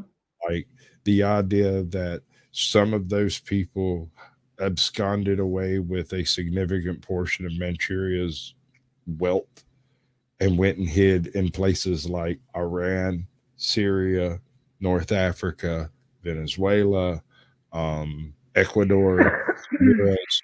And if you go and look in these places today, you will find significant Japanese populations in very isolated places in these countries. They are extremely tight-knit populations that really don't interact a whole lot with the nation or country that they're in, right? They're perfect citizens. None of them break the law. They're absolute, but at the same time, there's really not a lot of explanation for where this really tight-knit Japanese community came from with all their money. They just appeared right after World War II. You know? And so there's also there was a division that was also operating in like India and Taiwan of these same people, but we have virtually no records from anything that took place in those locations. There were 731 operatives that were operating out of submarines. There were 731 operatives that would abscond with battleships and shit. That would just take a whole sea unit off to some island somewhere to go just transport him there. Just him. Right. Off the boat, walks on, and the rest of the command detail is sent back out to sea. These people operated with absolute immunity within the confines of the Japanese Army and the Japanese Navy, and absolute impunity. Were not tried for war crimes, and the data itself tells you what it was they were doing. died on October the 9th of 1959 from laryngeal cancer, never experiencing judgment on this side of eternity for his role in the Japanese war crimes. And Unit 731, like I said at the beginning of this video, is depressing. There's no two ways about it. There's no happy ending. There's no good side to it. It was a group of people committed atrocities, and they got away with it effectively. And there's no polish I can give that. But what I can give polish is that this story was almost entirely lost for history. If you were from World War II, from these events happening up until like 1984, when it finally became official, the people who died never died, at least publicly. Their names were just lost as some of the many names lost in World War II. And they were just a statistical anomaly because governments didn't want to acknowledge the atrocities that they had once condoned, or that the forerunners before them had condoned.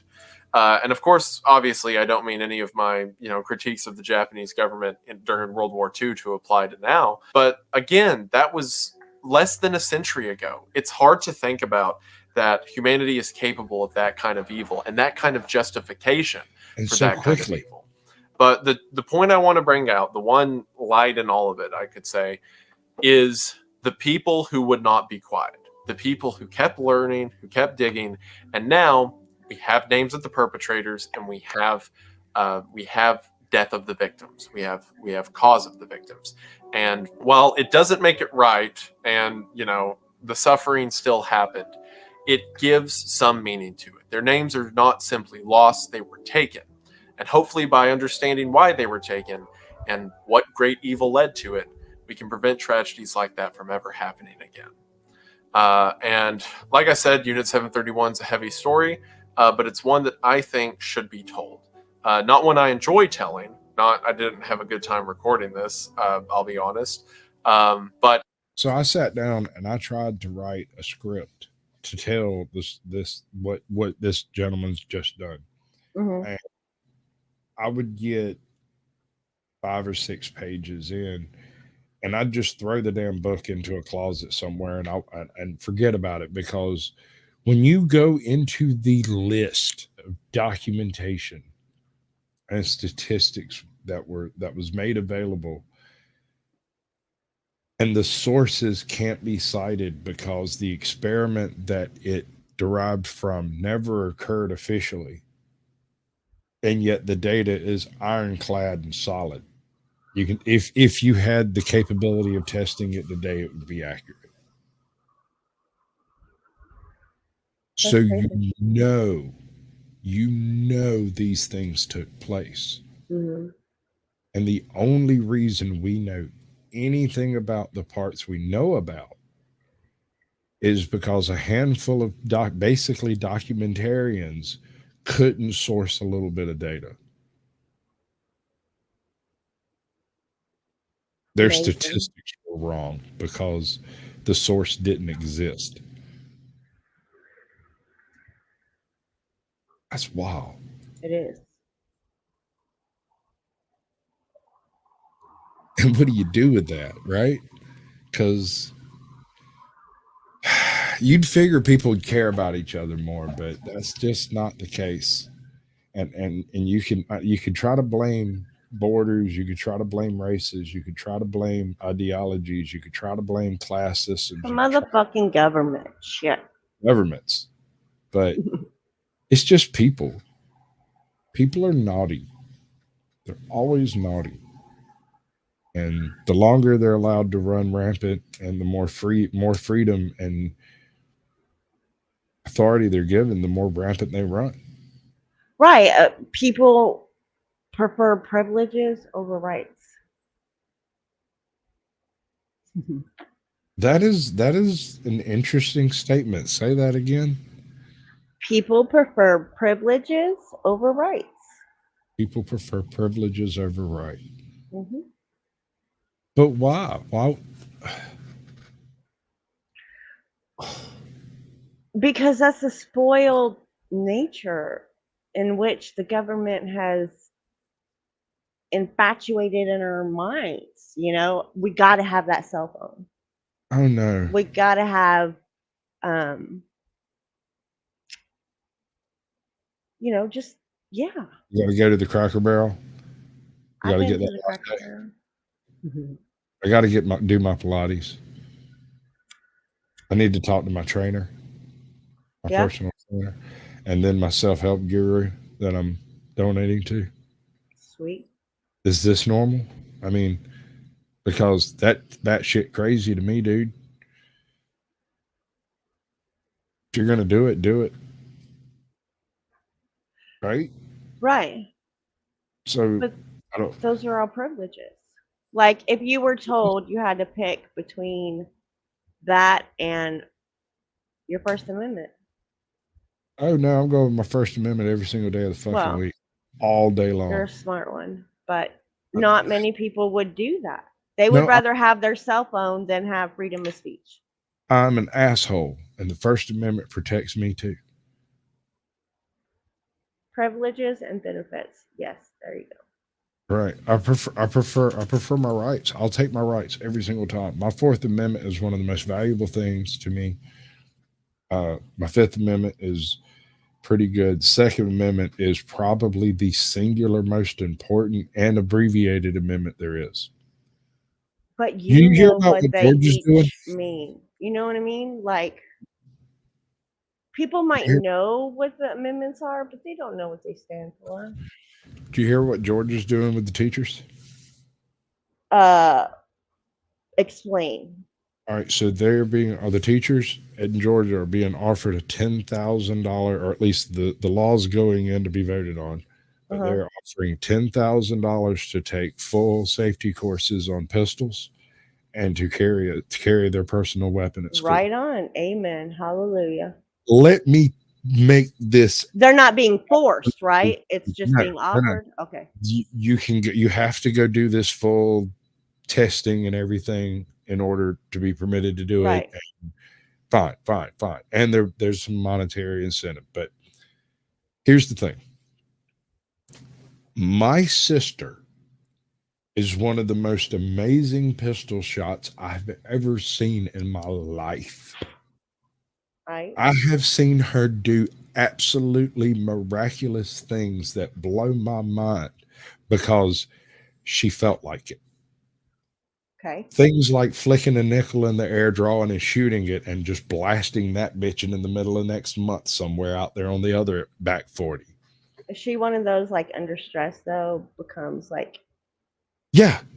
Well, I mean, that's the thing. If you give her a rifle and set her up and she's shooting a target, she's here or there, Right. it's not unimpressive, but it's not impressive. But if you take a tennis ball and you bounce it off the ground and she draws and shoots it, you will never see that tennis ball again. Okay. It will be launched into the freaking stratosphere, or it might bounce to the ground, but it's going to go yonder somewhere. Right. So what's the problem? I fully support her being armed 100% without a doubt. Okay. She's competent enough physically to be capable of protecting the firearm in close quarters if someone attempted to take it. Mhm. And she is an absolute surgeon with the damn thing. I hear a butt or I feel a butt. There's no but. No, Okay. ma'am. No, ma'am. Absolutely not. That woman outdrew me every single time I ever tried her. That's what I'm saying. I mean, that is a step in the right direction. I think every state should offer it. So, I mean, do it. Do that thing. Do that very thing. I I fully mean, support. Greg Abbott, thinks it's The very first time somebody walks into a school and gets capped by the very first faculty member they see, how are they going to paint that with a bad picture? How's they'll that? find some way. I'm sure they'll find a way. I'm sure. It'll be Donald Trump's nephew or some fucking crap. I don't know, man. All right. The live part of this show is fixing to end. You want to do the talk out, babe? Do the thing. Thanks for joining Caucasian Sasquatch and AJOT. We'll see you Sunday. Oh, tomorrow. Yeah, I'm going to be doing a discussion of the Battle of Trafalgar. Whatever Yay. he said. Yeah, I know. I also went and got a video that said the boredom of Trafalgar because it humored me. Because I'm a troll at heart and I can't stop. It's just not safe. Oh my God. Where's my? Oh yeah, it's this one. 3, 2, 1.